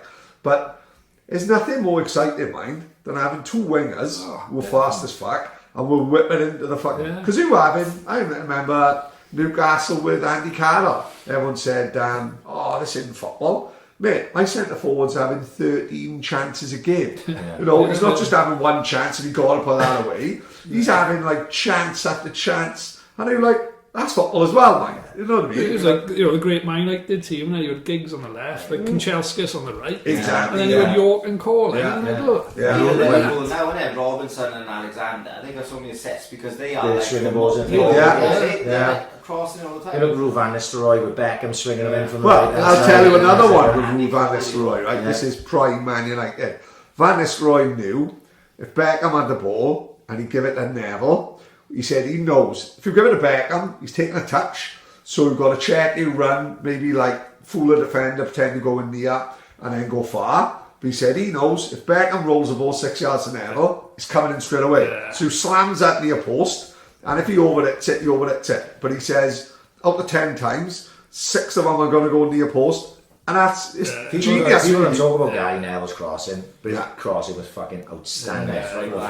He was first time. First fucking time the ball was going in. Was you were talking about one before, if someone got to the byline, it was back post or what was that one? Crosses. Really? He used to know if he was so far. How genius is that? But it's not like that so much now, is it really? Like now, even the keeper's got to be able to pass the ball. Exactly. It's a striker. Every time you see a winger get in a great position across, he makes a run across the front post, and then they turn around and pass it back up again. You look at this Brewster now with us, and I feel sorry for him. He's obviously keen. He's obviously got ability. He's pacey. Well, he's not playing their strengths. He's making the runs. He's making the runs. He's not finding them apart. Different wavelengths. Selena should be number 10. Right behind him, and he'll find They him. actually, Selena. But it's common sense. They moved Selena inside last night towards the end, and he had a kick. Yeah, it was too late. Genuinely, in the top 3 worst games I've ever seen in my life at any level. Really? I mean, genuinely, talking Saturday afternoon at fucking Minute. It was, honest to God, I've never been so bored in my fucking life. Did you watch the game? Yeah, my boy went down to my man's first game. God, I'm glad he didn't go. He ain't going again. All he saw was the ref. He said, the ref just should have good head. I had tickets, I could have gone, and I got in for work. I wasn't feeling too hot yesterday. I was like, oh fuck this, I'm not going down. I was, it's on the TV, I watched it. And then I was sitting there after being smug as fuck, like, that fuck, I didn't go down there. This is fucking one of them, isn't it? So when he was in Blackburn, who was you pally with then? Probably Damien Duff was one of them. There's a guy called Ben Brewer. He was in the youth team as well. Because he was from Newport, we sort of shared lifts back and forth. Another Welsh boy, Anthony Williams, who was a keeper, he was an apprentice there as well. So when I was an apprentice, probably the Welsh boys were there, the 3 of us all together, so obviously we were quite tight. And after that then, because they got released then, so I was sort of left on my own. But it was just sort of, I just mingled with anyone really. There was no one in particular. When the other Welsh boys went, I just sort of train, sort of go home, and, the missus. Because when he went on, like you said, he went away with the first team squad and that. Because obviously you were 18 or whatever you were then, or 19 or 20. Who were you like sitting by on the bus then? Because it's like awkward. You're like, well, I'm in sort of the new boy in with the first team. Like, what does someone go? Oh, come sit by me, James. Or is it just like? I think it was just literally just get on the bus, keep my head down, and find a seat and sit on it. And you'd get all the card schools and all that going on, and I'd be like, I don't know, ask if I can have a game. I'll just sit there on my own, like, whereas when I became a bit older then with the Swans and stuff like that, all of a sudden it was like role reverse. I was in the card school, and then you get the younger boys that were sort of run it. So it was like, I saw, because I was a lot younger then, it was just sort of keep my head down, keep myself to myself, and just sort of get on with it. I suppose who look to the senior players, in it, like I said, it's bound to be players out there that they bound to be there who look out for the youngsters, and maybe, like you said, you'd look Sheila, Sutton, and you would be the ones to say, come at the back there. Sherwood was probably the boy that would do it. Obviously, really? He was club captain, so he was quite vocal as well. He'd have a lot to say. Good player. Yeah, no pace at all. Slow as hell, but fit. He was probably the fittest of the club. Like, really? Oh, he could run for fun. But yeah, good player, good at what he was good at, basically. Brilliant at what he was good at. But like I say, no pace. He couldn't sort of beat the player. But yeah, he was brilliant. But good team captain as well. Just a leader. Yeah, some people have just naturally got it, and he was one of them. So when did it all start? When did you start realising that it was going to work out for you there? Probably when I came back from Sheffield United, like we talked about earlier. When I came back and suddenly I'd gone from being involved with the first team day in, day out. I was suddenly back in the reserves, 12 months left of my contract. So all of a sudden it was like starting to think about, where do I go from here? Yeah. And it was at the end of my contract then, the last 2 months, it was probably about 3 or 4 months before the end of my contract. I went in and had a chat with Souness, and it was, he didn't say, we're getting rid of you. It wasn't like that. It was like, we both probably agreed that it was in my best interest to move on. I think it must have been about 21, 22 or whatever then. No, older than that, 23, 24. So I needed to be playing first team football on a regular basis, so I ended up going to Bristol Rovers for the last 2 months of my contract at Blackburn, so I went there on loan. And I was going to be signing for them. I think Gary Thompson was manager of Bristol Rovers. I think he wasn't a bad player in his own right. Nice guy. And it was all set, it was all agreed. I was going to sign a new contract with Bristol Rovers. And he got sacked. No, see again. What were we talking about earlier? Sliding doors, like when Sparrow comes over and sticks a dildo up your ass. You can't. No, sliding doors. No, I didn't. Sliding doors. I was looking at houses and everything. The deal was done. I think it was just literally a day or two before I was due to sign. He got the bullet, and I was like, oh shit. Re-agreed and came in then after him. I was going to say, how does that affect, so say everything's done, contract's written up through there, literally when he goes in, it's all that just stops it, is it? It's all null and void. And Bristol would have suited you on the fucking road. Yeah, definitely, because at the time, I didn't even think Swans was an option, although, it would always been my first choice. Of course, But... yeah, he got sacked. Ray Graydon came in, had his own ideas, had his own list of players he wanted to bring in, and I suppose you can't blame him for that. So all of a sudden then it's like, oh no, scrap that, what am I going to do now? And the end of the season came, and I had a few offers. I talked to Oxford, I think Bradford were in for me, but when I had the offer with the Swans, it was like, the others didn't matter, so I wanted to go, and how was it? I remember at that time, because I always followed the boys around my age, obviously like Chris, like yourself, and I know we didn't know each other. I knew that you were there, and we'd see stuff in the paper, wouldn't you? James Todd, they'd keep an eye on the Swansea boys at that time. And I remember thinking when you signed for us, then going, even though it was you and you were a Swansea boy, I was like, we don't sign players from Premier League clubs. Of course not. Blackburn are a Premier League. We are signing people on loan from League One clubs and shit like that, or getting free transfers. And I was like, fuck me, we just signed James Thomas from Blackburn. You know what I mean? It was like a big deal. You took a massive... No, I took an 85% pay cut. Oh, that was right. Literally, it was like heart ruling head. They could have offered me 50 quid a week, and I probably still would have joined because... for me to come home back to Swansea and play for the Swans, it was... Was it that big a pull to play for one club? Oh, definitely. Like I say, an 85% pay cut in any walk of life. I don't think there would have been many people who have done that. But it was just purely the fact that, I wanted to come home and to play for the Swans. It was like a dream come true. So, money didn't matter at the time. And I wouldn't change it now for anything. Yeah, I can imagine. Fuck for that. He did come back. But they didn't want to sign me like there and then. I had to come down. I played a trial game. You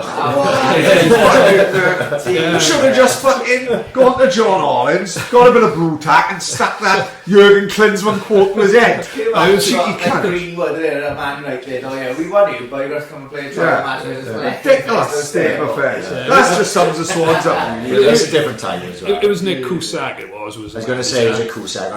It was Cusack, and then I think Rog Freestone and Kurt were sort of, it was like the three of them sort of taking over, and they said, oh look, we definitely want to sign you, but these hoops we got to jump through, and we got to put this trial game on. What, the trial game's on just for you? No, it was for other trialists as well that they were looking at. But it was down the vetch. Some cunt from offer. They're fucking with the fucking Sheena and Sutton fucking with all his pony tracksuits on. All the pony gear on. All the pony gear on. No, I burnt all that pony gear.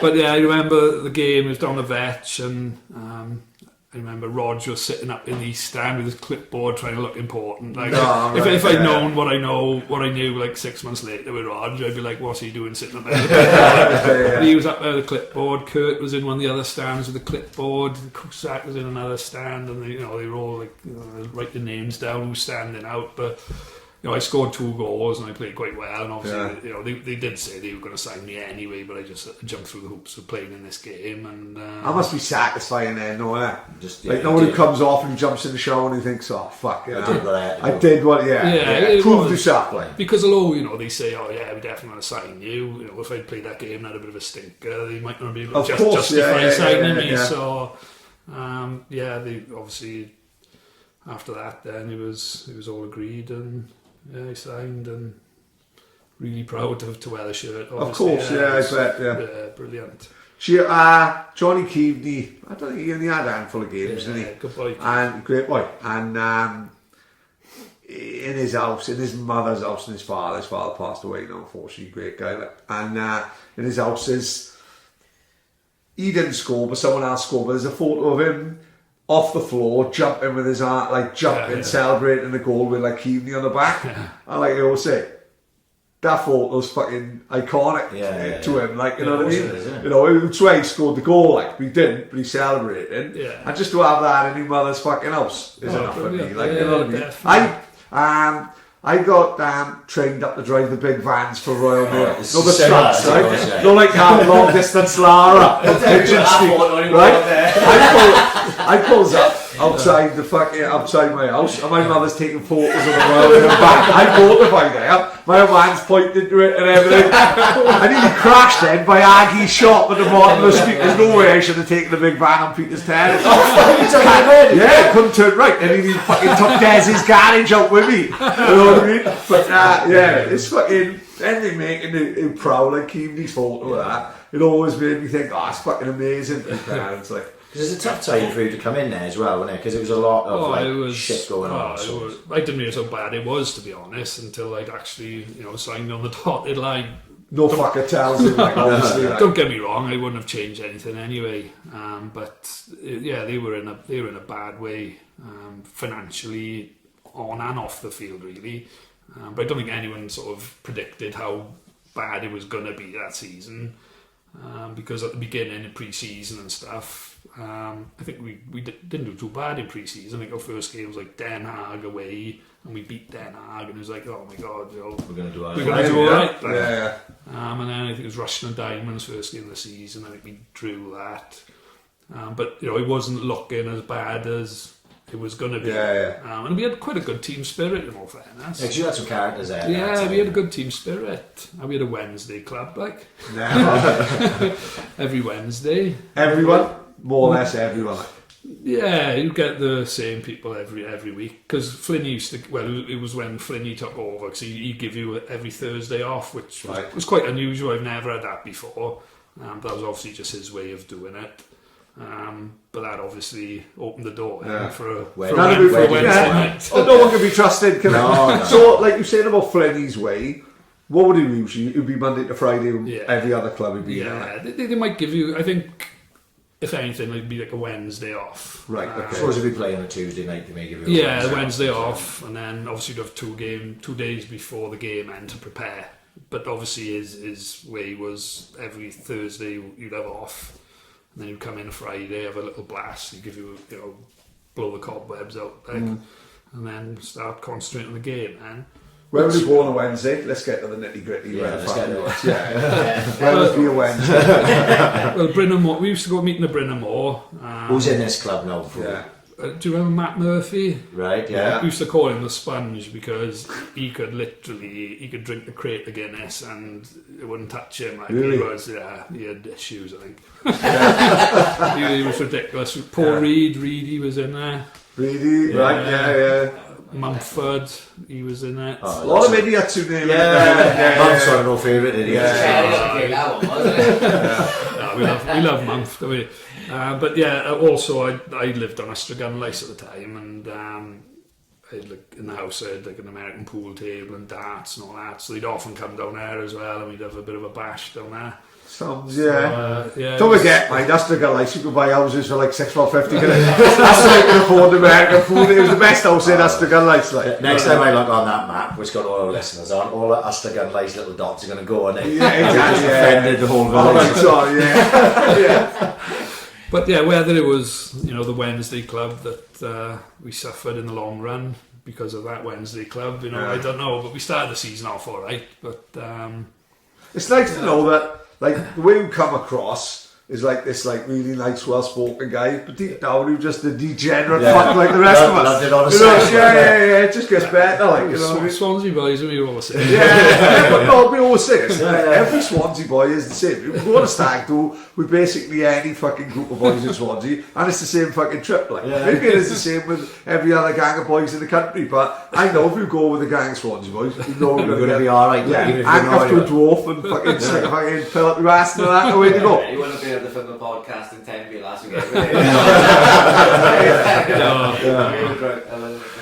But yeah, like I say, we had a great team spirit. There was nothing wrong with that at all. But I think maybe the quality was missing. But I guarantee you, there won't be no Wednesday club in the team now. No, and days are gone, and but for the detriment, or maybe not. Whether it's right or wrong, what it did do was bring everyone together and get a good team spirit. So obviously, when you're there and they bring in Martinez, Brits, Tatey, Cutler, Lenny Johns come on in the Lenny. It was basically when Flinney came in and he brought goals.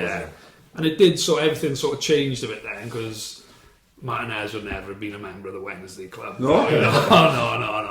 He'd be down the coffee shop having his bread and olive oil. Too professional. Yeah, too professional.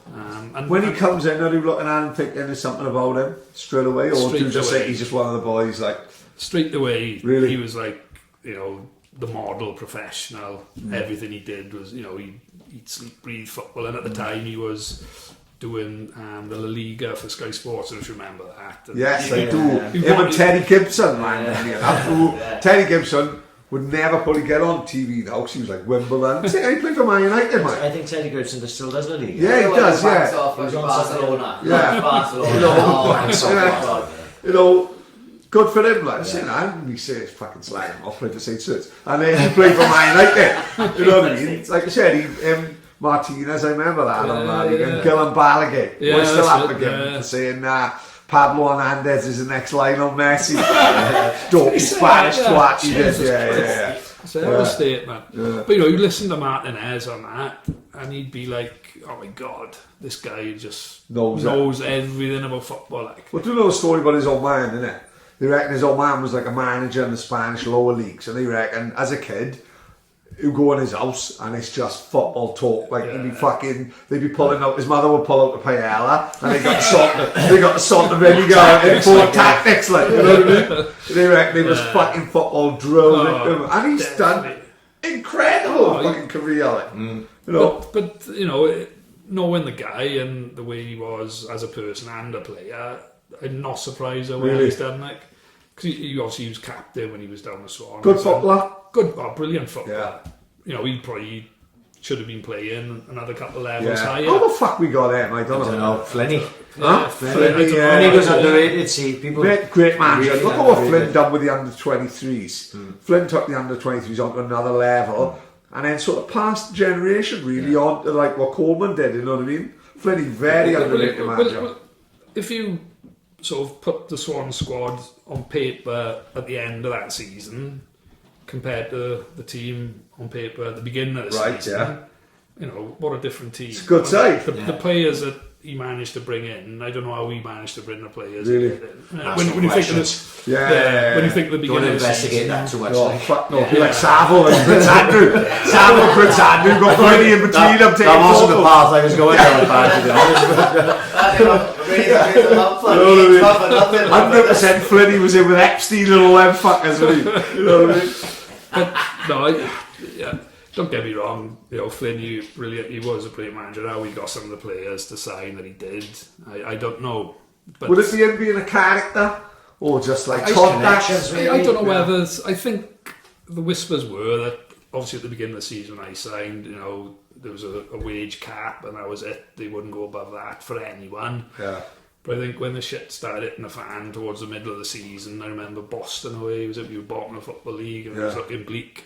You know, there were whispers that someone put a bit more money in. As we like to call it, the Jerry Francis effect, isn't it? Every fucker thinks they on 800 quid a week. Martinez comes on $2.5 grand and a free packles on a Tuesday. I think that's pretty much what happened. The old brown envelope days, isn't it? Yeah. But, you know, it saved us basically. Because I think, you know, as good a boys as the other boys were, I don't know whether we would have got out of the shit without the new ones that come in. You remembered for the hat-trick, probably more than anything, but you scored like 15 that year, didn't you? Yeah, so I remember, well, when Flinney he came in, first game was Carlisle away. I think we did draw 2-2, I think we did, I scored 2.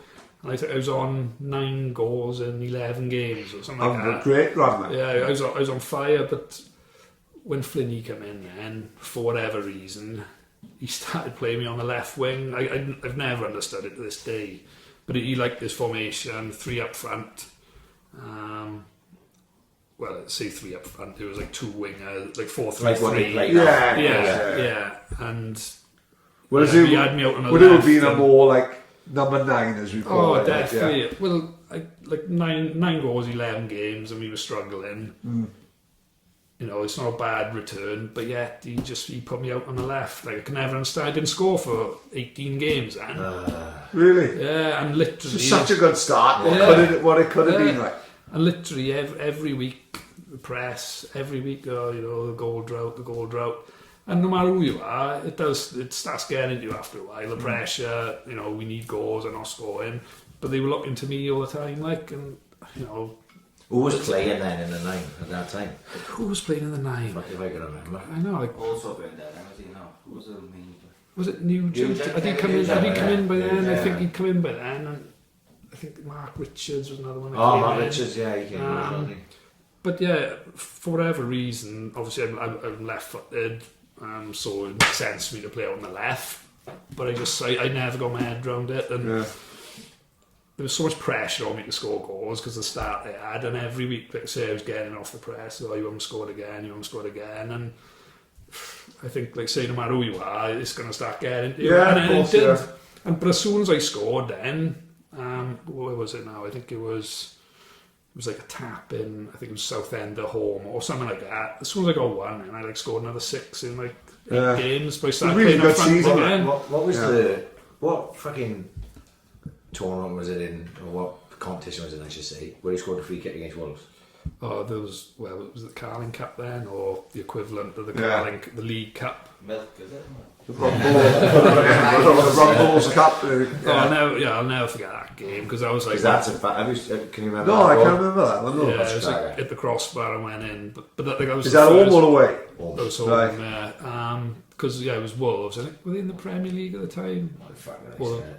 Yeah, they might have been. I remember that. Could they have been in the Premier League when Ince played for them and all that, I think. Nathan Blake played for them as well. I'm sure Nathan Blake played for them. He did. Nathan Blake did. I like for them as well. Yeah. But that was like there was only about the 3rd game into the season, so I was still sort of finding my feet. And I'd scored a couple in the first 2 games, so my confidence was quite high. But that game was live on Sky, and all of a sudden that was probably the first real game for a long time. Yeah. But you think, it's on Sky, so there's a bit more pressure. It's at home as well. We couldn't ask so much more, could it? We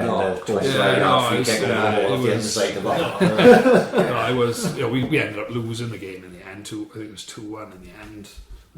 Maybe 3-2, but yeah, we lost in the end. But again, it was another goal, and things were going brilliant. And for me, I felt like every time I was getting a chance, I was going to score. Will that be your best season as a pro? Oh yeah. Oh, without a shadow of a doubt. But I always think, I scored 15 that season. Could have had more. I could have had more. Could have had more. Yeah. But it's just one of them things. He just wanted me out on the left, and I was never gonna argue against it. Just get on with it and do your best, like, you know. But like a proper pro, isn't it? Yeah. No, it is. You just got to be professional. I never really questioned it, but it was just the fact that there was so much pressure building because everyone's looking at me for the goals, like, and you know, I didn't want to come out and say, well, you know, I'm playing on the left. No, of course, you can't fucking shit your own goals. Crouch says that, didn't he? If you listen to the Crouch's podcast, he got pushed out onto the left and he didn't score for like 10 games for Liverpool. Was it 18 games? And he went put back in front then. And that's what happened to me. Yeah, of course, No one knows what's happening behind the scenes. No, and it was really frustrating, but then he changed formation and he put me in Nuge up front. So he played like more of a 4-4-2, and that's when the goals started coming back. And I think we had a good end to the season. I think we win the last 3 or 4, something like that, or whatever it was. But you know, it's when the goals came back for me when I started playing up front again. So there's no coincidence really. We are dinosaurs, weren't we? This FIFA generation now, I don't even know what a CDM is, central defensive midfielder. We all Addy Bassett. I'm 4-4-2, fuck all that. That's me done. You know what I mean? Probably ahead of his time, wasn't he? So again, 4-3-3. But even in local football now, you play 4-3-3 against a 4-4-2, you lose the game. So he's probably ahead of his time. It would have worked now. Back then, it's like. But all my favourite teams were all 4-4-2. Yeah, I love 4-4-2. Like I think the Brazil centre were 4-4-2, and I can name the side. I actually think now the Swans are crying out for a bit of 4-4-2. Work no job. You know what I mean? Just we're crying out for wide men that play wide. And we're so narrow. And number 10, a number 9. You play 4-4-2 with an older like Arsenal used to do with Bergkamp and Henry. So that's drop in a bit. But you can, mate, that invincible side you can name. You know it's going to be Bergkamp and Henry. You know it's going to be Parla and Lundberg or Overmars. You know it's going to be Petit, Vieira, Gilberto Silva. You know we back four, whether it's Adams, Bold, Keown, Winterburn, Sol Campbell, Lee Dixon. You can name it. All these amazing sides are 4-4-2. But it all goes so. It'd be interesting to see now if like a team in the Premier League just went 4-4-2 and see how they get on. Just wingers in the byline. United won the treble with a proper old-fashioned 4-4-2. You know, it's always going to be Cole and York, but then they had the luxury of having 4 fucking striker like It's always going to be Beckham and Giggs. It's always going to be Scholes and Keane. And if it's not, one of them, you're going to bring in fucking Nicky Butt. And it's always going to be Irwin. Who only goes forward for fucking free kicks and he whip one in like Tom did against Wolves. Who knows it's going to be Neville, who very rarely goes past the halfway line. And then in the glory days, who knows it's going to be Stam, Ferdinand, Vidic. It's fucking, everyone complicates a fucking relatively simple fucking game. Luckily fucking like Phil Neville ever could play anywhere. But how important is he when you know, like whatever football I get, like they all reckon he can play in front. Like whatever player got injured, who know that goal was fuckers getting in, and he's doing a job, which is all he wants. Do you know what I mean? That's all he wants. Everyone do their jobs then. You know, it's like like you say, looking at that Swans last night, nobody knows their job. Nobody knows the tactics. Nobody knows the game plan. There's literally no game. They're running towards each other with the ball. Conor Roberts doing with that goal. Conor Roberts is probably one of the, like when he fuck me, I'm doing way more fucking bottles I thought. It's like when's they come again, isn't it? It's like back in fucking kill a pool with Matty Murphy next in fucking Leicester Gunlights. Straight upstairs, go on. Fuck, way too many fucking beers for the Wednesday. You never really enjoy it. We've got legends with us. Straight upstairs, we can't miss that. We're going to have a couple of orange juices now to sort it up. As long as I'm saying, no crack on. So obviously, going into like the end of the season, and obviously Martinez have come in, these boys have come in, Brits and all them, and it goes down to that Hull game, and obviously for a local boy you can obviously understand the magnitude of that game going into it. What's your week like in the lead up to that? In the lead up to it, to be honest, it was like, well, they say it was like any other game until probably the Friday. And obviously that training session, I remember we used to train anywhere we could, basically. There was no training ground. I think on the Friday morning, before that game, we trained on Ashley Road, believe it or not. Yeah, we trained down Ashley Road, so we were down by, It was on the court, pitches. yeah, on the uni pitches. We trained there, and suddenly instead of having like 1 or 2 press there as normal on a Friday, it was like sort of 15, 20, and then you suddenly thought, Just saying on Ashley Road is chaos now. No, I know. It was like, because like Swans playing Ashley Road now, there's going to be kids everywhere. Yeah, it just goes to show how football have At changed. the moment, they'd be getting fucking bricked today. Ashley Road, isn't it? But the funny story about that training session, when Flinney came in every Friday, at the end of the session, everyone would vote for the worst player in that session, and there'd be a yellow jersey. So then the person who had the worst had to wear that yellow jersey the week after. And believe it or not, that training session before the Hull game, I had the yellow jersey on. If you see any footage of that training session, 'cause a few times I've seen a bit of footage pop up, I've got the yellow jersey on. Like, it's because I had a shocker in training the week before. But it's just ironic then, and the next day, I scored the hat-trick, which you wouldn't have thought that. I was wearing the yellow jersey the day before. But so we train anywhere. It was on the beach. On the beach. Yeah, we did do sessions on the beach. It was just like any sort of park pitch. Amazon is now. Remember that? Yeah, that's right. Yeah. Pitches, I remember them training there. Yeah. So it was like dodge the fucking dog shit in training. And in mad now, like we talk about academies and fucking and setups and all that. It's only a generation away, man, where he was training whatever the fuck he decided that morning. I tell my boy that now, I'm like, boy, just take for granted what you got, because he's like, you train a Kevin Engel, the modern surface, right, that's what I used to do. Yeah. And like, he's down there now, he's done everything. If you can't make it as a footballer now, then... At least with the Swans, no matter what happens from year on in, they've got all them facilities, and it can't be taken away from them now. But this is where it's going wrong. We talk about it all the fucking time, and it fucking kills me, because we always say, like, because of the Premier League years, we always said it, we should be set for life now, 60 million parachute payment, however many millions we earned. We always say that at least that Hull game will never happen again. We'll never have a club that's in jeopardy of fucking folding, going out the league. We'll always have that money there. Yeah. I don't think you're saying, man. No, it's not. We fucking skipped. Yeah. Swans are skipped. Where's it gone, innit?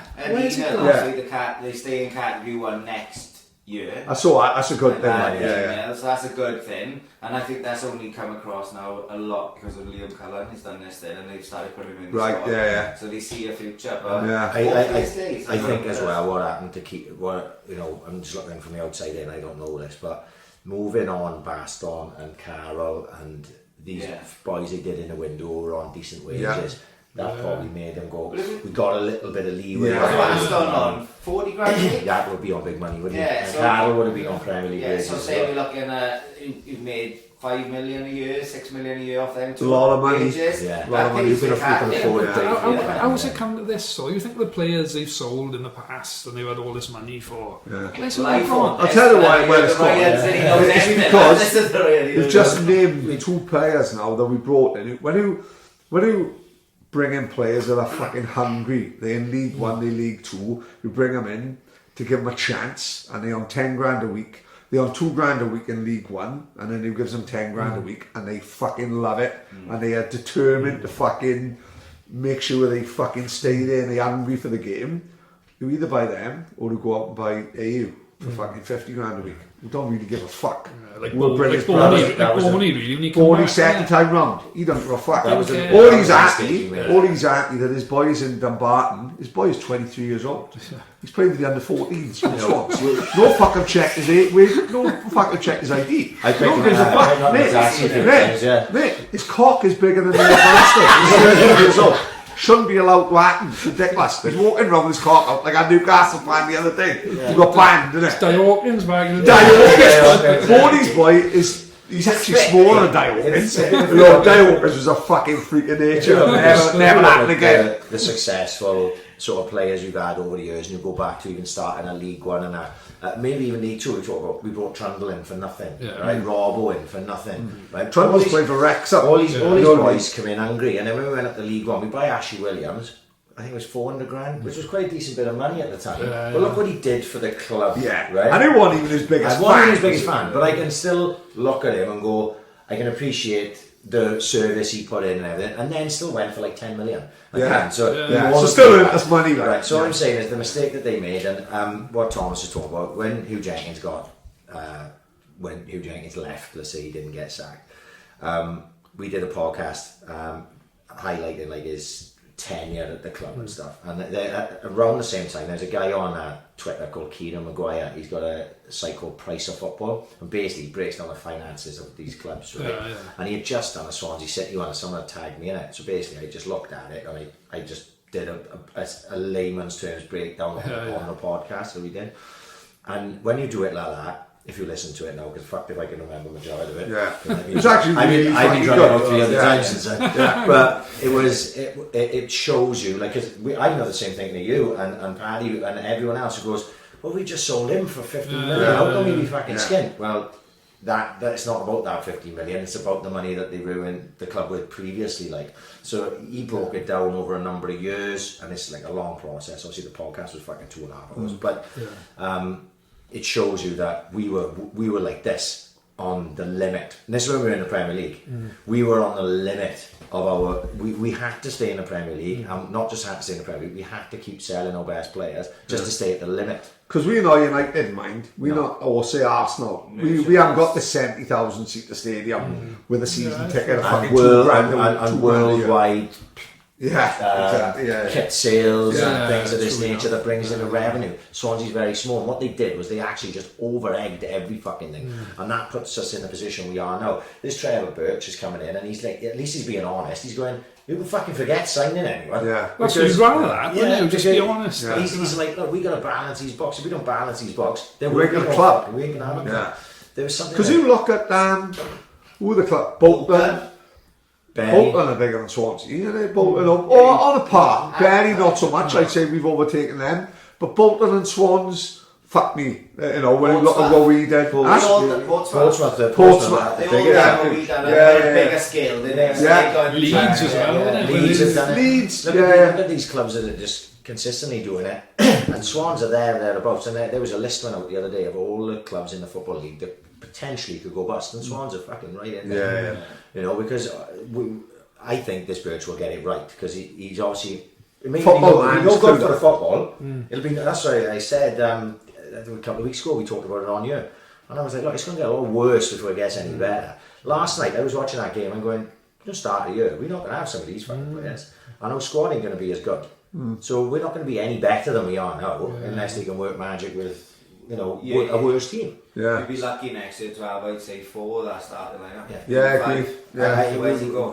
We'll be lucky because we're not going to be able to sign anyone. So we'll be lucky to stay in the league next year. And I always say, we was like 6 points off playoffs a matter of weeks ago, and now we're like, if we stay up, I'll be happy. And I don't want to be Mystic Prince in this one, but I said fucking ages ago that we would level out in League One. We also said Guardiola's a sham, by the way. Episode 2. Episode 1 now. It took 2 years to get it right. We Klopp come in. Got there. Klopp fucking saved us today. We can't be 22 points behind and not be a fraud. Anyway, that's by the by. But right, so you're going into that game. Obviously, you're starting as a central striker then in that game. What's it like? Because I'm trying to picture, because I was there that day, Paddy was there that day, and I was thinking about it this week because we knew he was coming on.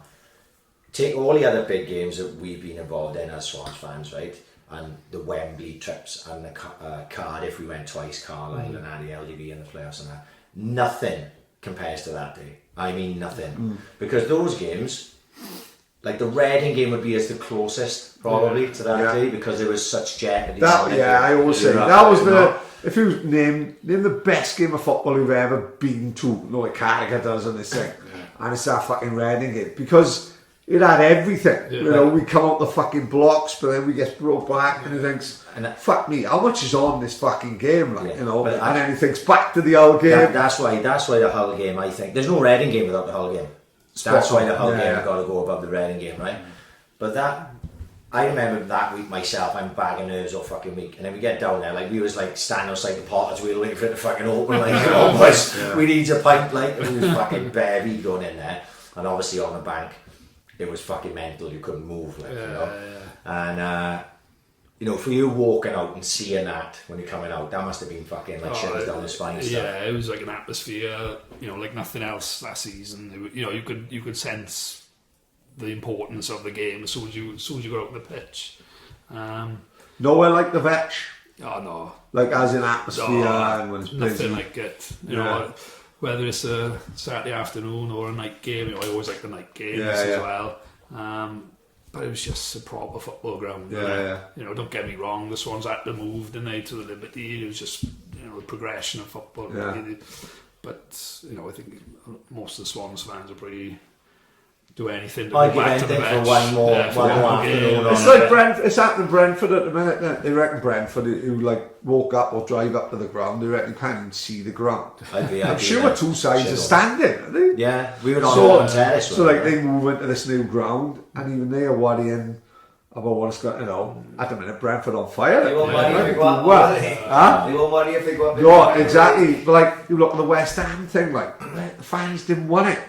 Fans were happy at Upton Park, and they get promised this pipe dream that don't happen, and all of a sudden they're stuck with this fucking stadium with a running track, and they were all, don't get me wrong, mind, they start winning, the atmosphere comes back. But because I've seen Lazio, I've seen Napoli with a running track, and that's the maddest fucking atmosphere you can probably have in a fucking football stadium. So it is possible, but like you said, they have to fucking move. Football's mental, isn't it? You take it for granted. Of course, yeah. There was one of the boys, Dalglish, who listens to the podcast, and massive Swans fan. He put a video on Twitter the other day. I think it was the Berry game with Brad Maylett scored. It was the season after we stayed up, I think, and we signed Brad Maylett, and he scored a couple in the first game of the season. I always remember that game because it was like. It was about 35 degrees. It was boiling. It was one of the hottest days of the century. You know, which it always seemed to be the first game of the season. You know what I mean? And I was there. I was on the bank that day, and like you say, it was fucking boiling. But yeah, this video. Don't ask me who videoed it. Maybe it was Spielberg because it seemed like it was coming from the fucking crowd. And it was as soon as it cut, there was a fucking bird on the fucking Caswell. It was videoed from like sort of halfway up the North Bank, straight at. The players coming out of the tunnel, right, and the crowd's going fucking mad. It is baking, right, because that day was fucking boiling.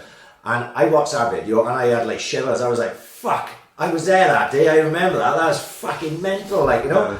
And I just like say you miss that so fucking much from standing on and off. And they say there's been occasions in the Liberty, and we've talked about it in the past. There's been occasions like, but nothing would be like standing on that bank. That's the one thing I wish I could do with my boy. You know, taking it, especially not my youngest boy. I don't give a fuck. I took him a weekend. Oh my god, he was bored to fucking tears.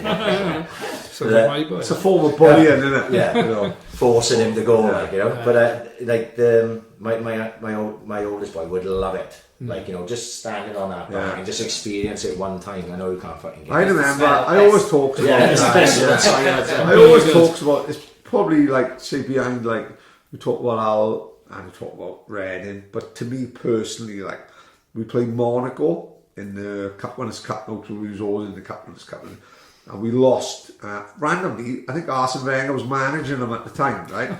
And we lost 2-1 and Andy Legg scored, it's my favourite ever goal. My favourite ever goal should be the goal he scored against Stoke, against Grobbelaar, from outside the box with left foot volley. But this goal, Monaco, we 2-0 down, and he skips past the keeper, and he rolls it in. And no, I still remember the feeling that day. I must have been about 10, 11, 12. I still remember it to this day. We lost 2-1, but it's probably my favourite ever atmosphere on a Tuesday night in the Cup Winners' Cup. And he was like, fucking hell, look at what that was like then, you know, fucking crazy, like, you know. And And obviously you've got to experience it going up on a pitch that must be unbelievable. Crazy. One of, if not the craziest atmosphere I was on a fucking North Bank. It was up there anyway in the fucking top 5. Like, I never asked this. When you scored that final goal, could you feel the crowd just not exactly a sigh of like relief? Oh, you could feel it. Yeah, you could relief, feel it like, without a shadow of a doubt. I think because when that 4th goal went in, I think everyone knew Hull didn't want to be there. They were on their holidays. When that 4th one went in, it was done and dusted, and it was just relief. But what's going through your mind? Because you scored the 2 pens, which is enough fucking pressure anyway. Yeah, you scored a lot of pens. You got a couple of pens. I was on pens. I don't think I missed one. Actually, I think I missed one at the beginning of the season. It got saved, but I scored the rebound against Bury away. But yeah, I didn't miss another one. So I was always fairly confident on penalties, although nothing was like the pressure of that day. Yeah. And you never know. That sort of pressure, how you're going to deal with it until you actually just get up and do it. Was it the penalty taker or just that day? Yeah, no, I was a penalty taker, and it never once crossed my mind to give it to someone else. I think you probably see in the footage, I go looking for the ball straight away. That's confidence in itself, mate. I think you've got to be like that. As soon as any doubt creeps in, you're better off not taking it. Yeah. And the first penalty was a decent penalty. It was right in the corner. But the second one, it went in. It went in. But any penalty's a good penalty that goes in. So, I think that was a key moment in the game as well, because it was just before half time. We were 2-1 down. And it's a big difference going in for half time, 2-1 down or 2-all, and the atmosphere is completely different, isn't it? And then John scored not long end, didn't he, after? Yeah, I think it was about 10-15 the pressure a bit. But when you're a fan, you're there, still it's only fucking 3-2, like, And because we shipped a couple of the two goals quite easily, didn't we? And there was always that feeling, if they attack, they could score. Like, what's Flynn saying to half time? On Jenks, I remember Jenks when he made the mistake. Was it the first one or the second one? He had tears in his eyes taking a throw in on the side. That's how much it meant. Yeah. What's Flynn saying to half time? When you going in? I think, like I say, I think that second penalty probably changed his team talk, probably, because whereas it's a bit more positive because we're going in 2-all, not 2-1 down, and I think it was more of a sort of keep going back to 2-all now. The crowd are like an extra player really, and the plan was to use them as the extra man. And I think second half, they didn't really come into the game much. I think it was inevitable. As long as we got one, we'd go on to win. But it wasn't really, like, say, till the 4th goal went in. But can you remember what's going through your mind at that time? Because I rewatched it this week. I hadn't seen it for a while. I rewatched it this week. Have you got a video or cassette recorder? No, it's on YouTube. Everything's on YouTube. Everything's on YouTube. There's a fucking song about you on YouTube. Get over this. Oh yeah, a beer named after him in the wine sheet. I watched that goal again this week. It's a great finish, mate. Right. This is what I'm going to get at, right? You're fucking miles away. Didn't you think to yourself, I'll run this on? I know. He's not in Blackburn now, is he? You've only just recovered from Wednesday club. Well, there was no Wednesday club before that game, I'll tell you that now. Imagine we'd been seen out on a Wednesday drinking. What baffles me, right, is getting to know him over the last couple of days. He's the most shyest and genuine person ever, and even on a golf course, we get left through. He's so nervous, he'll shank it. I love being there. I play him this time. They're like, "Oh, you go through, lads." He's like, "Yes, fuck, I don't want to go through." He shanks everything. So to know he'd done that after it, and the penalties, the pressure's on, and chipping the keeper. It's like, how the fuck do you do that on the pitch? This is a different person. He's on a golf course. He's we left through. It's different. It's completely different. I think the chip. I think that was just purely down to instinct. I think because I was pretty confident at the time. I'd scored 2. We were on top. I was having a pretty good game. Apart from the goals, I felt I was playing all right. And I think when you're confident, then you don't really think. You don't really think about it. You just do the first thing that sort of comes to your mind. Although I still don't understand why they check different there, but somehow it just. all the bobbles on the pitch as well. It could have just bobbled up. It could have bobbled up, and I could have hit it into the North Bank, and it would have looked like a cannon. No, but all that, like, alright, don't get me wrong. Swans be going 100 years, wouldn't it? So go back. It was 2012. 2012, so say 100 odd years. Take away up to the say 60s, where there was no cameras, like, and all that, no video. Name a more iconic Swansea goal. I'll say leg. The one I mentioned 10 minutes ago is just iconic to me because that's my memories. The goal against Stoke, like I said, when he volleyed it, Jimmy Gilligan against Cardiff. But he's pale in comparison compared to that goal. I love Trundle's against Yeovil. Trundle against Yeovil for me. But there's Curtis against Leeds. Leighton James against Preston. Yes, but like, I don't think mine probably wasn't necessarily the best goal as in technique. I think iconic. I think it was just like the circumstances and what it meant. And there is no other, is it? No.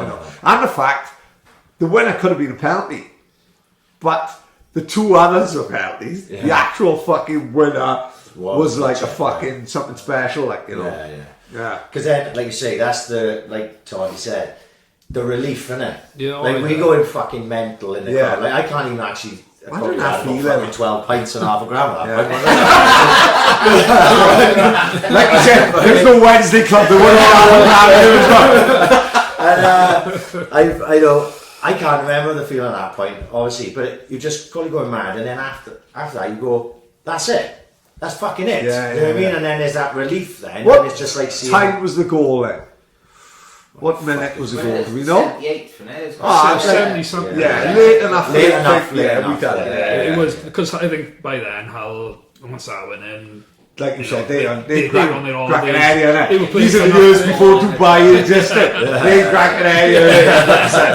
Maybe 10 in Cornwall for a weekend. But no, they were on their holidays. They didn't want to know. I think they could sense the atmosphere, and they just wanted to get off that pitch. Because everyone predicted that there was going to be a pitch invasion after. But I got Kev Nugent to thank for that ball over there because it didn't even cross my mind. Obviously, the hat-trick ball. Just to explain it now, what we've just seen, I wasn't expecting it. I'm camping with fucking the Todd father, so let's get it right now. They come in bearing gifts as they always do. Ryan, he's brought fucking shorts, training tops, saying that they wouldn't fit me, the cheeky cunt. This is before my diabetes kicked in, and so you get 2 shorts, 2 training tops, and I get 2 bottles of fucking orange juice, which he fucking robbed from Ernie's milk carton in the morning. Cheeky cunt. I did say, because Toddy, to be fair to Thomas, he listens to every fucking podcast, doesn't he? And we always conversate on Twitter and stuff. So obviously you heard me saying about getting the Swan shorts to run the London Marathon. Right, I just hadn't got around to doing it, and he's got a body. So what also got, what James brought, which I wasn't expecting, and I fucking landed with, is the actual match ball of that fucking game. Which the fact you got it is amazing. The fact it's in a zip bag with all the fucking signatures on it, and if you'd like to say what fucking Martinez have written on it, that'd be amazing. Yeah, I think he put for the most amazing hat-trick ever, scored La Liga standard, he put down. How class is that? You know what I mean? Juan Fran can fuck off. You know what I mean? But yeah, it was thanks to Kev Nugent, because I think he was taking a corner at the time, and that's when the final whistle went, and I was sort of just making a beeline to the changing room. Of course, it would. That ball would have probably been the last thing on his mind. Yeah, it was, and it wasn't until in the changing room after where Kev said, "Oh, look, I picked the ball up for you," and I was amazing. I can't thank him enough now for that, because that probably would have gone missing anyway. Fuck me, the people would have been taking everything, wouldn't they? Imagine a fan had come across our ball this way. We've only got to look in the last game at the Vetch, everyone's robbing the seats and all that. My mate Griffo from work in his living room got the fucking row 44Z seat. You know what I mean? So imagine someone can have that fucking ball. Only there's no fucking believing, would they? No. Because we all had Mike the Delt, doesn't it? But I had my shirt ripped off me.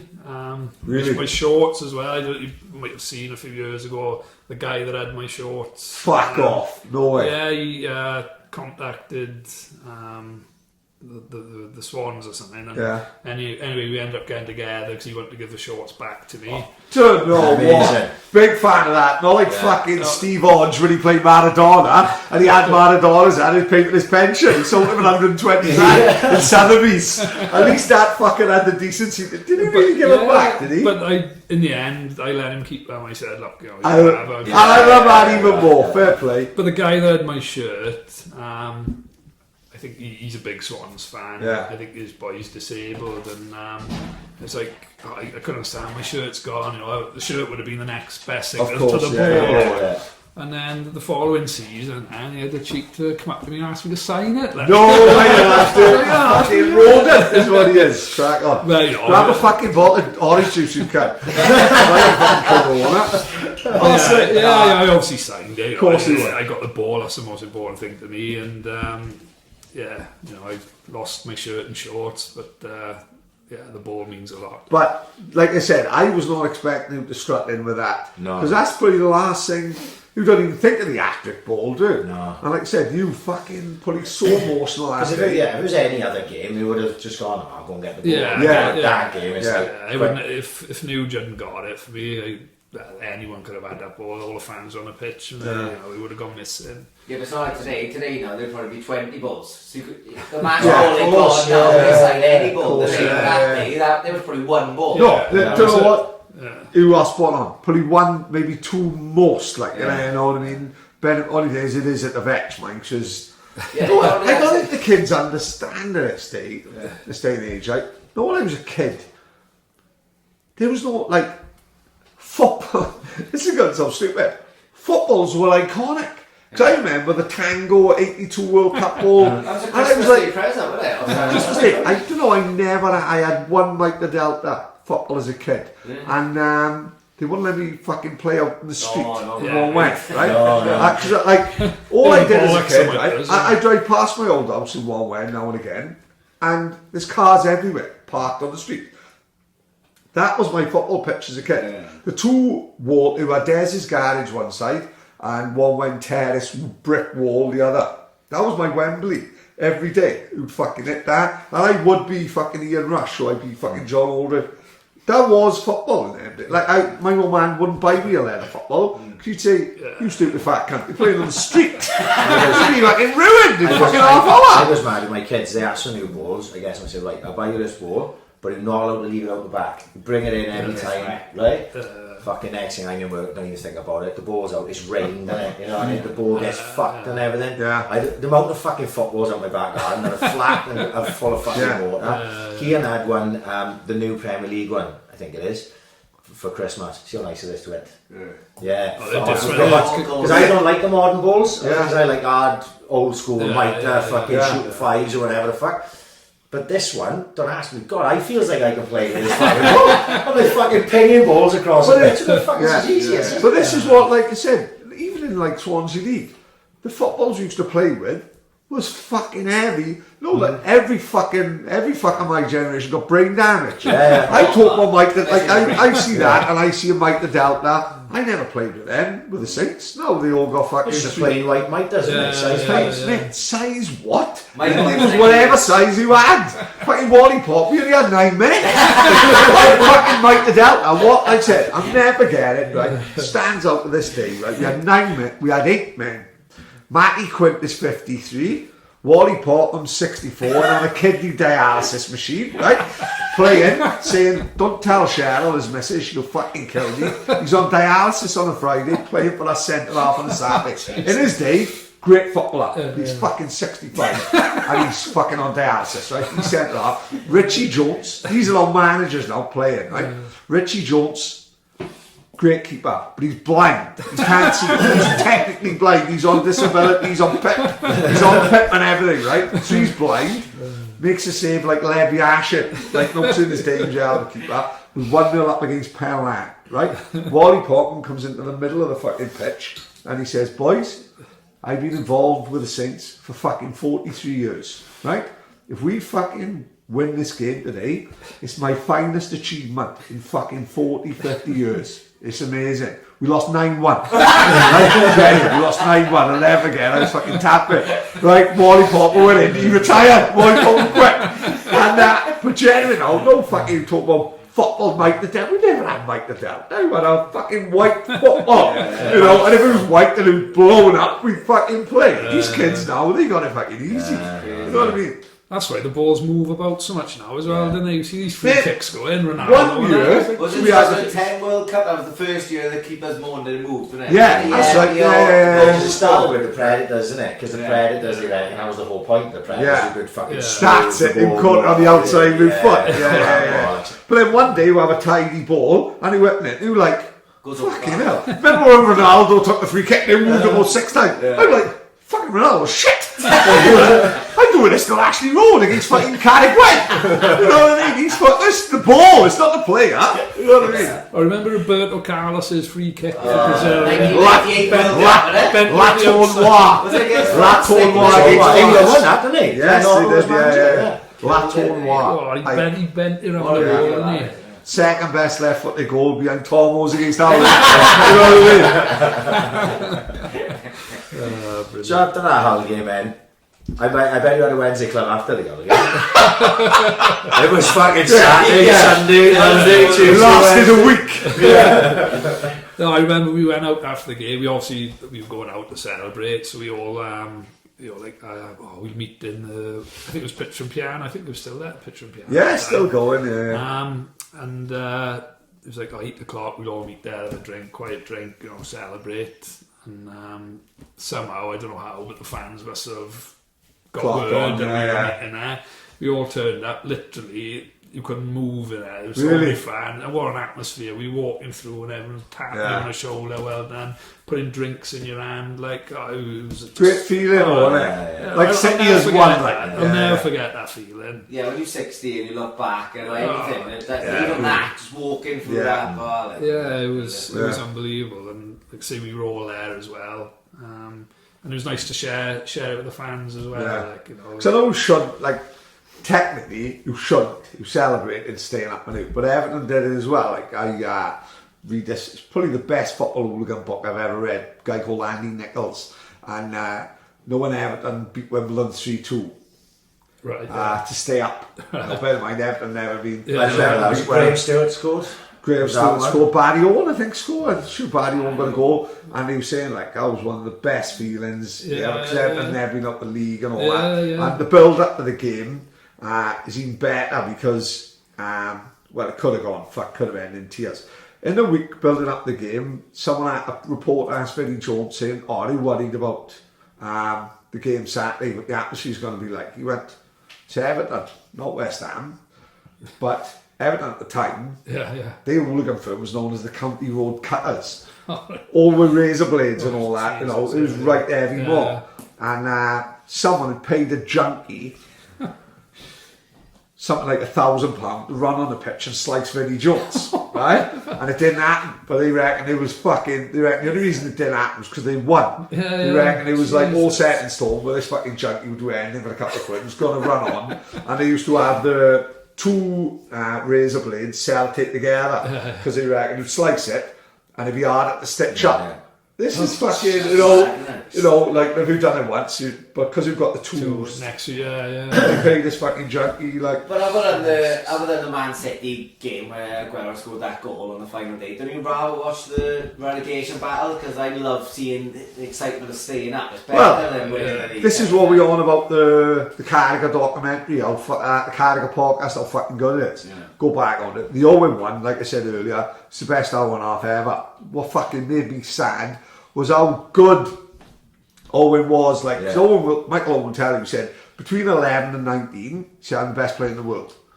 And and he said, no mate, not only am I being told that, he said, I know it. He said, I'm the best player in the world because I'm playing in Lilleshall and I remember that goal he scored in the Victory Shield where he said, Scotland just scored and he took the ball at the halfway line and he literally beat them all. He said, there's no one better than me in the world at that age. Like, he said, don't get me wrong, I retired early. He said, then I was shit with Newcastle, I was shit with them, to the point where it really changed my attitude on Owen, because at the last game, which you will know this if you listen to the podcast, Owen's last game was the same last game as Jamie Carragher. Right? Owen is coming on for Stoke as a sub, and no one give a fuck. Carragher got the whole crowd chanting his name. He got his family on his arm, his kids on his shoulders. He said, and they say, because they was best mates, right? And they say, who the fuck would have thought at 19 that you would have had that? Yeah. And I'm fucking sub for Stoke, can't get on, quit because I can't play, and Carragher's having the fucking stand ovation. He said, mate, because Carragher tried getting him back to Liverpool, and Liverpool only offered 8 million, Newcastle offered 16, and like Owen saying, what can I do? Like Newcastle, and Carragher says, I'd have had my old man would have gone up to Freddie Shepherd and said, stop fucking bidding, you prick, why the fella it? He said, because they are ruining new fucking life. Like Newcastle bidding and bidding. And he, like Owen said, I've gone, like, who the fuck would have thought the Carragher would be the one having... It's a brilliant podcast, isn't it? It's I recommend it to fucking everyone. It's fucking amazing. When he won the Ballon d'Or, he was not the player that he was. He said, I wanted that here, I couldn't do it. It was injuries with him as well, wasn't it? Hamstring. That story about him, when he snapped his hamstring, and the club wouldn't let him have a heel. He didn't have an operation. So he snapped it in the April, and come pre-season... Was it Houllier, was it? Yeah. And he said he forced him to play a friendly. Yeah, Houlier's in the room. Carragher and Owen are roommates. Houlier's in the room. Going, come on, we can move this. You know, it's no like stretching it on the bed. Yeah, starting tomorrow. Yeah. And like the physio was like Houlier's man from, and Carragher said, Carragher saying, oh, he loved you, didn't he? So he loved you. And Carragher was saying, his brother, wasn't it? And Carragher was saying, oh yeah, Michael was saying how much he loves you. He'd come to Spain and he'd spend the night with you. Go on holidays with you. No, Carragher, the right cunt, proper fucking little fucker, like, brilliant hour and a half, innit? He said he was at Liverpool, and back, like we said again, with the connection with clubs, that back then, he didn't know the year above. So he was at Liverpool, Michael Owen was, and Carragher was 2 years above. Yeah. So when he went to Liverpool, so it was a youth and an older ones. And the caretaker went, he said, I hope none of you are like fucking Jamie Carragher. We don't want another Jamie Carragher in this little cunt, like, you know who he was. He's like, oh, I never want to meet Jamie Carragher. We went back to Liverpool, he met him, he's like, just a little fucker. But if you look at Carragher, like I read Carragher's autobiography, if you look at the photos, his old man is no gangster or nothing like that. He's just a fucking boy he's just a normal bloke. Like, if you look at Carragher's in the pub. He could be in the Morris. Right. So like, say Carragher's old man runs his Sunday league side. Carragher's in the pub on a pool table with lifting a trophy, like, brought up in Sunday league football and an Everton fan. They both Everton fans, eh? Yeah, both Everton fans. I knew Michael Owen, Everton fan. Michael Owen's old man played for Everton. But because he was saying like, no, I know. Michael Owen goes back to Anfield now, and everyone gives him shit. It's mad, isn't it? It must be hard to take. He said, do you know what? He's on the verge of tears, isn't he? And he's saying, everyone looks like, he said, everyone goes back to the club. He said, I'm as Liverpool as Carragher. He said, we both Everton fans, kid, but he said, I love Liverpool. So I go back there. He said, did I fuck it up? Should I join Man United? Probably not. Real Madrid. He said, but Real Madrid, Zidane. He said, Raul. He said, we're the best. They were Galacticos. He signed from now. And he said, if I come back and sign for Liverpool, and plan he said was, what they say is Newcastle fucked it up by bidding 16 million, Liverpool only bid 8.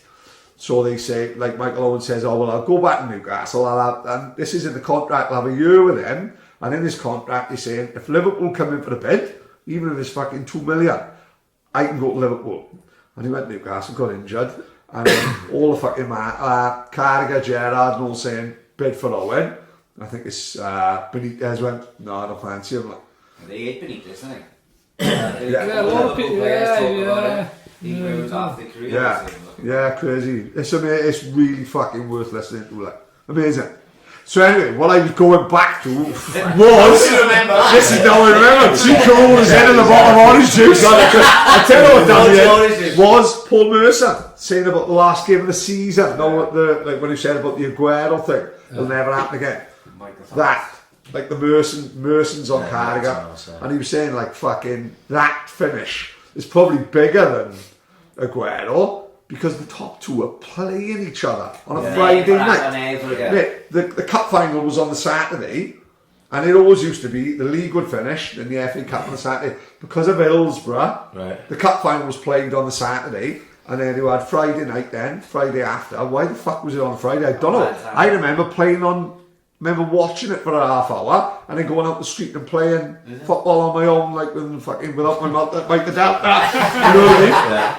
And then, like you said, when will that, like the two best sides in the fucking league, 1 and 2, one needs decided. You know, my dad's a massive Arsenal fan, and we went to watch Razor Ruddock up at Talbot once, and the auction price was a photo of Michael Thomas chipping over the keeper and signed by Michael Thomas. Amazing. We blew, me, Cressy and James just blew our pockets and we had to buy it. And I think we spent 400 or 500 quid at it on the night. But between us, we weren't that much, and he's got it, big frame with a certificate and everything, and that's my father loves it, because to him that's the best season ever.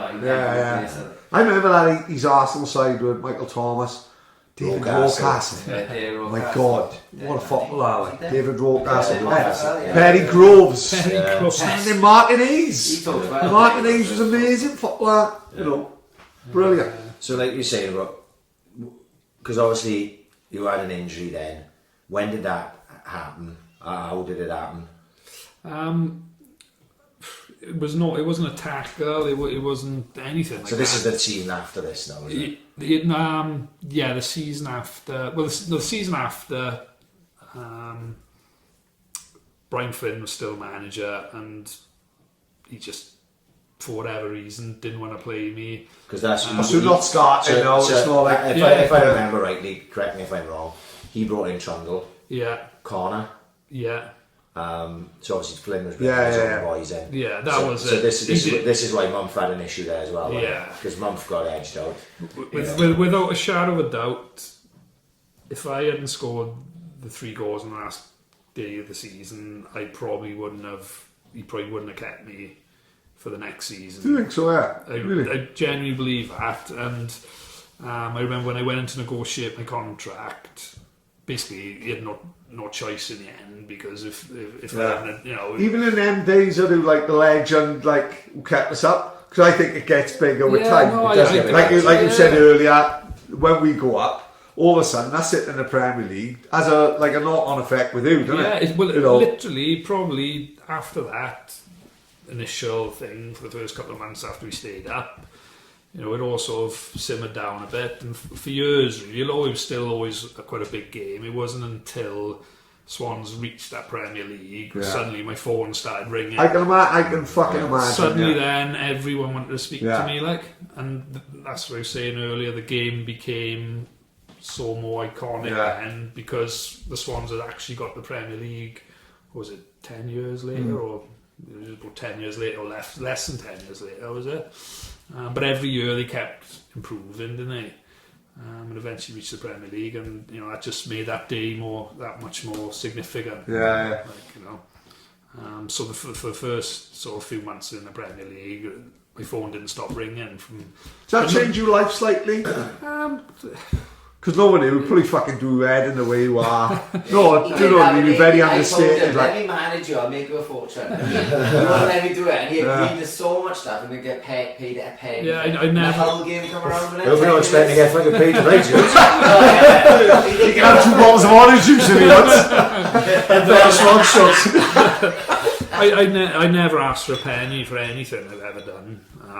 With regards to interviews, anything like that, I've always just done them off my own back, really. But it wasn't just sort of the Evening Post ringing me. As soon as I got the Premier League, it was like the national newspaper. I can imagine like 442, like. So there'd be like a football focus moment with there, something like that. Yeah, Sky Sports were ringing me. People from Sky Sports, like, wanted to do a piece, about the last 10 years or whatever it was, and it just for about 3 or 4 months it was just non-stop. Jack to King, you're in. I love that. A lot of people. I think that's fucking. I love a football documentary. Yeah, fucking crazy gang. That story of Britain dragged them on. Remember Kurt and Britain took over and he played it to the players, didn't he? He put the changing rooms. The story was. They were struggling on a ball, and he pulled them all in. So you know nothing about Swans. You were watching his TV. Watch that. So I remember, like, it was like on videos. There was things called Seasons in the Sun. and you had 4 videos, and you had like Division 4 when Torshak joined, 3, 2, 1, and in about early 90s, maybe late, they was fucking brilliant, because that's Swans have done it twice, 2 amazing stories with Torshak signing and getting a say, and then that obviously like the fucking start of it is the Owl game. Yeah. So you know, having you in the fucking film must be amazing for you, just to show the kids and all that. Yeah, well, to be honest, when I got approached for doing it, I didn't really know exactly what it was going to be. You know, they were talking a good game. You know, saying they were going to do this, they were going to do that, but you never really thought that, you know, it's going to come of anything. And you know, I didn't really know how much of a part I was going to play in it. So they just came down to the ambulance depot in Port Talbot and interviewed me and done a few bits and pieces. And I just thought, I might get 20 seconds here or there, and you know, that'll be it. And then next thing you know, we're in the Chinese theatre with Brad Pitt. I'm the best supporting actor, you know what I mean? You, Anthony Hopkins. Well, you know, it was much more successful than I thought it was going to be. That way, if it was just going to be like an hour documentary that would be shown once on S4C or something, and you never see it again. Did you go to the premiere? I know Trans talks about it, didn't he? No, I couldn't go for I can't remember what reason. I went to, because they did like 2, didn't they? They did one in Leicester, they did one in Swansea, and just like a local one. I went to that one in Swansea. But yeah, I missed out on the other one. But you know, I never have thought they'd be premiere in it. You know, when this is how he fucking does my head in, because he plays it so low key. It should be. What he's done is fucking immense, isn't it? Yeah. This is how we fucking chased you, can't you know, isn't it? Sometimes he celebrates a birdie more than a Sometimes I think you don't like appreciate what he's done. You know, which is a lot of people who do good shit often do, like, you know, and you play it down and you understate it, like this and that. I think you've got to look at like you're on a wall of fame, and on the first lot of inductees, on the wall of fame.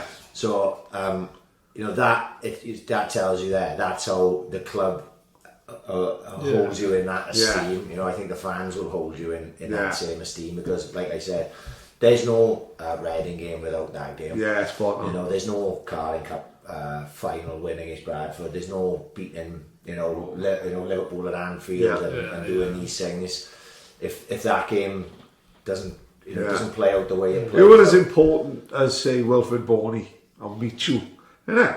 You might not, I think they're more important than them. I don't think Boney or Michu but as iconic, you know what I mean? But yeah, obviously, you know, I do appreciate that I scored the 3 goals and whatever, but you know, I do think myself sometimes I'm getting more credit just because of the 3 goals, but there were so many other like I said, you had 15 that season. But there were a lot of other contributing factors. You see Brian Flynn bringing in the players he did, you know, Martinez's influence, Leon Britton, he did so well, you know, Tate at the back, there's so many, everyone played a part.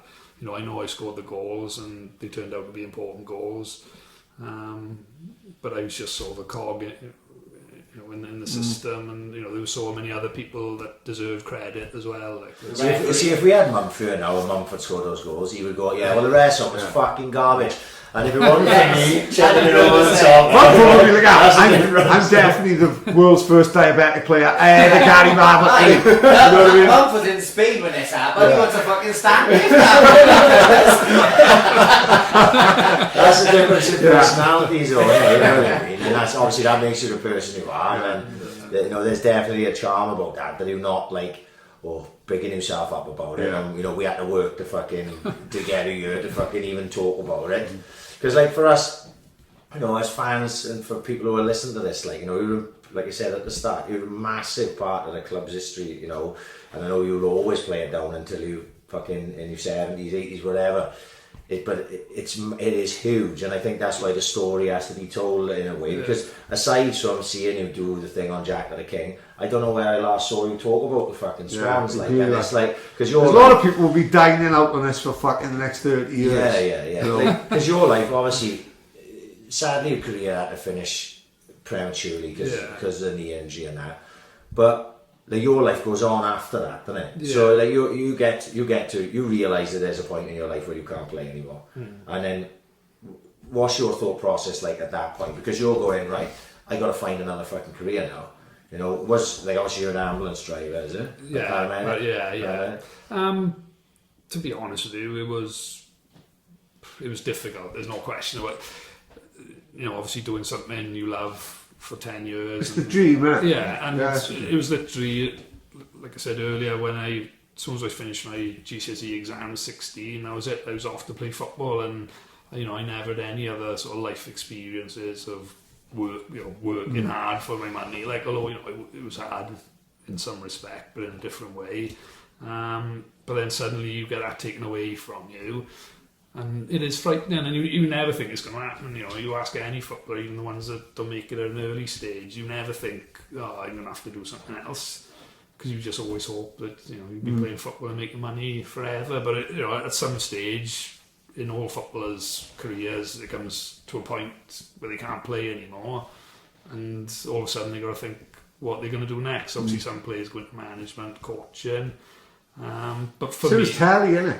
Only a certain amount can go into media. Yeah. Like, there's only a certain amount of Sky's fucking pundits you can have. Yeah. Like, you think about all the hundreds of thousands of people who play football, and who can only have Redknapp, Souness, Keane, Neville, Carragher. Yeah. You know, who can only have that. Like, you know, that's how I love to see Robbo and Trundle doing the Swans TV thing. Yeah. Like, and Curtis does it, and Giles. But there's only all the hundreds of thousands of people who play for Swans. Yeah. There's only that amount of, you know, there's not much to keep you in the game. No, they've got much more chance now, and with TVs worldwide. There's Dubai now, and there's pros. But again, you're talking in the tens. Yeah, there's still right? tens.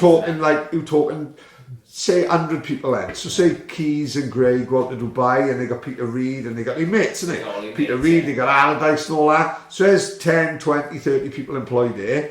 What about the other hundreds of thousands of people who played in 92? They are in a much more precious position. Like when he had to quit the 26, they didn't have the backing money behind them to live off, do they? They had to buy loads of houses and live off that type of thing. It's a different type. You say it's people like, say Jazz Richards, for example. Oh, look at Jazz Richards, great player. Why is he not fucking done. That's another question for another time. But hopefully, and I like to think, in fact, if I can know, very, very well off boy. Yeah. Good luck with him. Chuff for him, like, you know what I mean? Good luck to him. Yeah, amazing. Same as you, we've seen so many boys on Swansea with ability who could have done it, just didn't go down the right route. And I love seeing people like Jazz now go and make it the money, because there's only so many people that make money from football. And whether he lives for the next 10 years of it, it's good. Good luck amazing, to him. He's done well for himself. He's done Richard Duffy as if you don't they've done this. He's never had a job. Like my brother now, never been high standards, never a job in his life. Because you're always working football. It's still a job, but it's still earning more money than like a builder. Of course, yeah. It's just, if you could earn, even if you could play conference and earn 50 quid a week, it's your life, innit? You're living by football. When the Turks were giving me 25 quid a fucking game, I was fucking honest. I was having 2 games a week. I wasn't good. 50 quid all over the fucking place. He was stuck with Brumell in '96 with bottles of Grey Goose. Grey Goose wasn't even invented. And he's sparklers in his sparklers in his Aldi's own vodka. Right, quick one, give a fuck. I had a Kappa, Clefley Kappa. Yeah. No, it was a fucking governor. But his Kappa tracksuit was still a lot better than Thomas Pony, man. You're probably right there. Oh, fucking hell. Pad, is that right? Is that enough? Yeah, we haven't touched on Australia. Fuck yeah, you went to Australia. Right, so you went to the Turks. Yeah. So, I didn't know either, to be honest. You went, so, right, so trying to work out the timeline. So you obviously come to you think it's the end of my professional career. Yeah. You go and get a job. Well, at the time, when I finished with the Swans, obviously they didn't renew my contract because I was injured. I had this knee problem.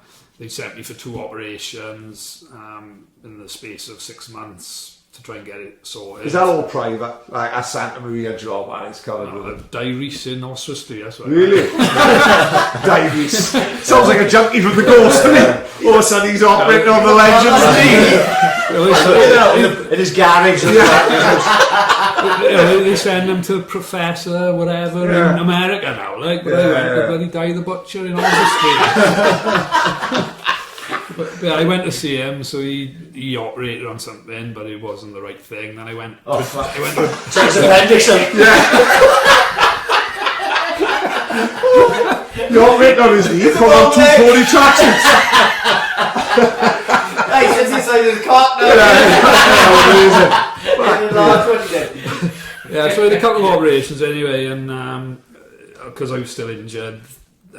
They obviously couldn't renew my contract, so I ended up paying private and for another operation because this guy was sure that he knew what was wrong. But anyway, that sort of worked, but didn't work. But it gave me a chance then to go to Llanelli for like 6 months and sort of try and play again, basically. But I was like, who was the gaff up the Turks at that time? Peter Nicholas. Peter Ridiculous. We love it. Peter Ridiculous. One of the, I'll never forget till the day I die, his ball for Rush against Belgium in about 89. He pulled it through about 4 fucking Enzo Schifo couldn't get near him. And Rush dinks it over the keeper. Taffarel. Mate. Good footballer. Yeah, you never would have thought of looking at him when I was down there. He looked angry as well. Oh, his head was red all the time. I don't know whether that was anger or the alcohol whiskey he was drinking, I don't know. But yeah, so I was down there 6 months, played a few games, done alright, scored a few goals. They promised me this, promised me that. But every day I was training and playing in pain, and it was just frustrating. In the end, I just thought they were messing me about, like, with money. Like, I didn't get paid a penny when I was down there. That is shit. I didn't even get expenses off them, but I chased it a bit, but like, I'm not the type of person to kick my fuss, so I just carried on because I just wanted to play football. Because they were messing me about, I still get the pain in my knee, so I thought, that's it, I'll just call it a day, like, I've enough, and that was it. I don't know where the Wikipedia Australia thing. Oh, that's bullshit, is it? Never. Oh, what the fuck is that? Are you serious? It never happened. Unbelievable. This is what the Australians fuck my head up, see. I'll never get one. No neighbours. Got the coronavirus. This is what happened with neighbours, right? I'll never get. No one neighbours was massive. Kylie Minogue, Jason Dobbins' wedding and all that. So this is what fucked my brain up, right? So neighbours was 6 months ahead of Britain, right? Yeah. Neighbours was 6 months. Neighbours Australia was 6 months ahead, only because they started 6 months before it come on telly. Right. When I was 12, I thought Australia was 6 months ahead of us. Not the way it used to, the way the fucking globe turned and all that. So I thought Australia, up until I was about 23, I thought Australia was 6 months ahead of us. That's fucking... Right, don't worry, you might miss it last year. 6 months time, Tom was going to play for Dakaruga, isn't he? I went last year in June, Liverpool Champions League final against Spurs, isn't it? Oh, amazing. So I was going to Greece. Right. We went to Greece, watch it, right? So we're out there now, and they're Tottenham fans, yeah. So I was a Liverpool fan weekend. My missus says to me, the night hour before the game, right, watch this game now, but don't you dare text my father or Jimmy the result before they watch it. Oh, for fuck. Because they won't be happy. 6 hours in front. Oh, what a fucking half-wit. You're a couple hours in front of me, so we watch it first, then they watch it. Oh, she thinks you've got EastEnders on first.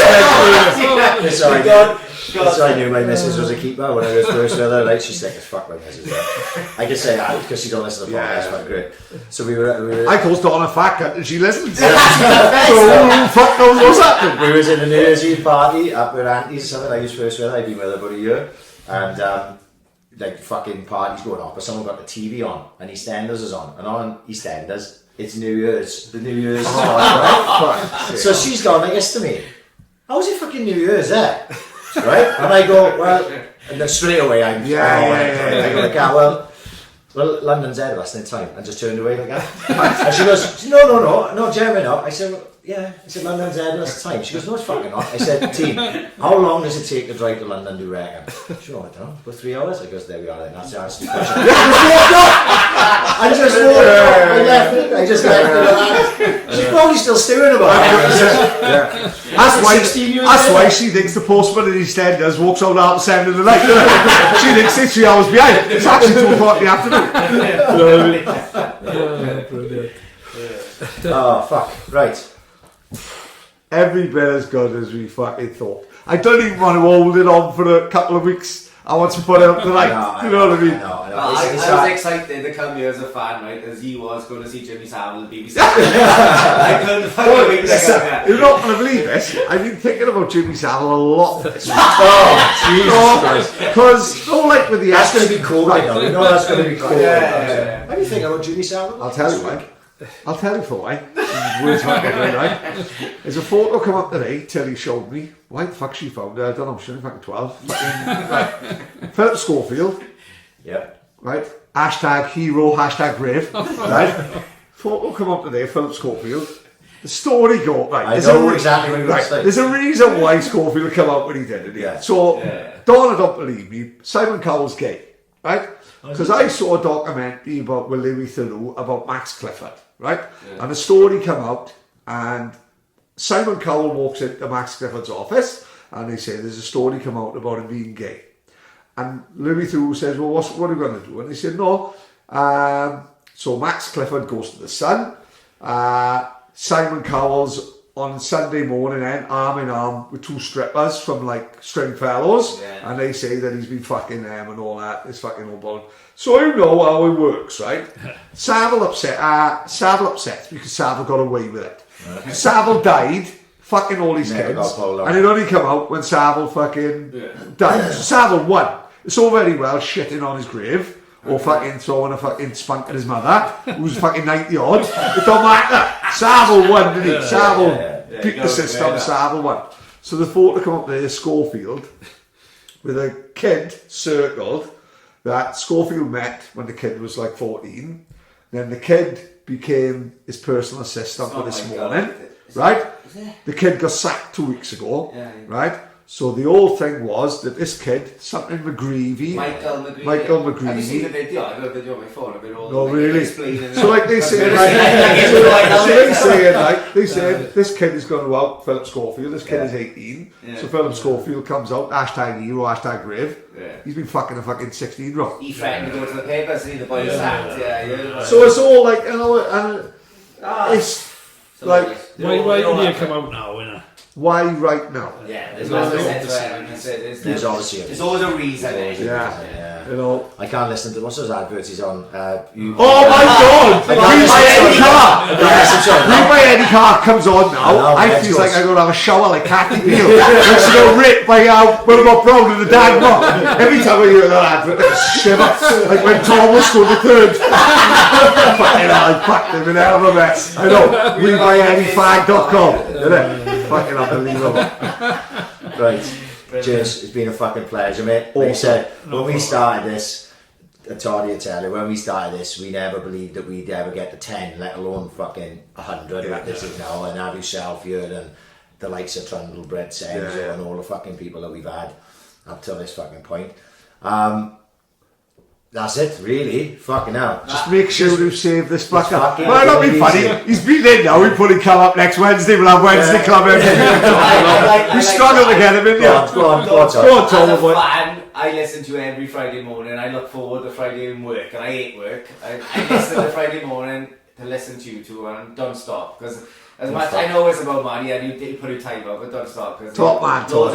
The Todd father, without him, it wouldn't have happened. Granted, he brought me 2 bottles of fucking orange juice. You know what I mean? Yeah. Not even Sunny Delight. Proper Unigate shit. Big shout out to Toddy for making it happen, and for genuinely fucking being supportive all the time. So, like, and to everyone who's fucking listened and interacted with us in whether it be Instagram, Twitter, whatever the fuck, over 100 episodes now. As you listen to this, it's 100, this is 99, but fuck that, forget it. We like Philip Schofield. We might put it under the car, mate, don't worry about it. This is episode 100. You see a photo of Paddy now with Jimmy at 10 years of age.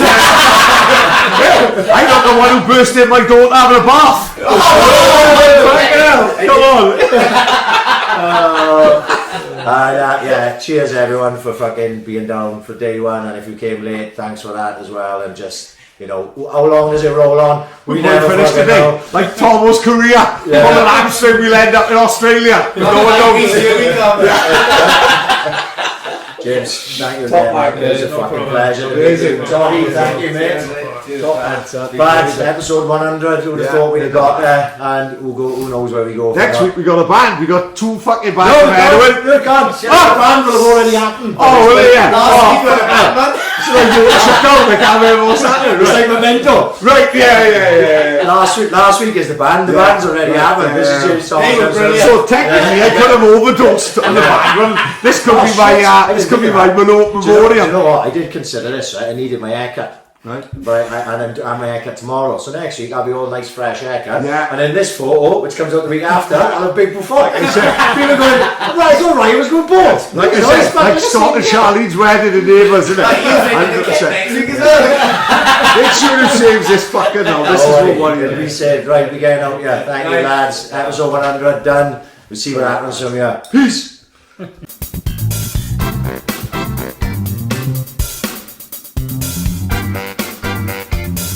Ambition is critical.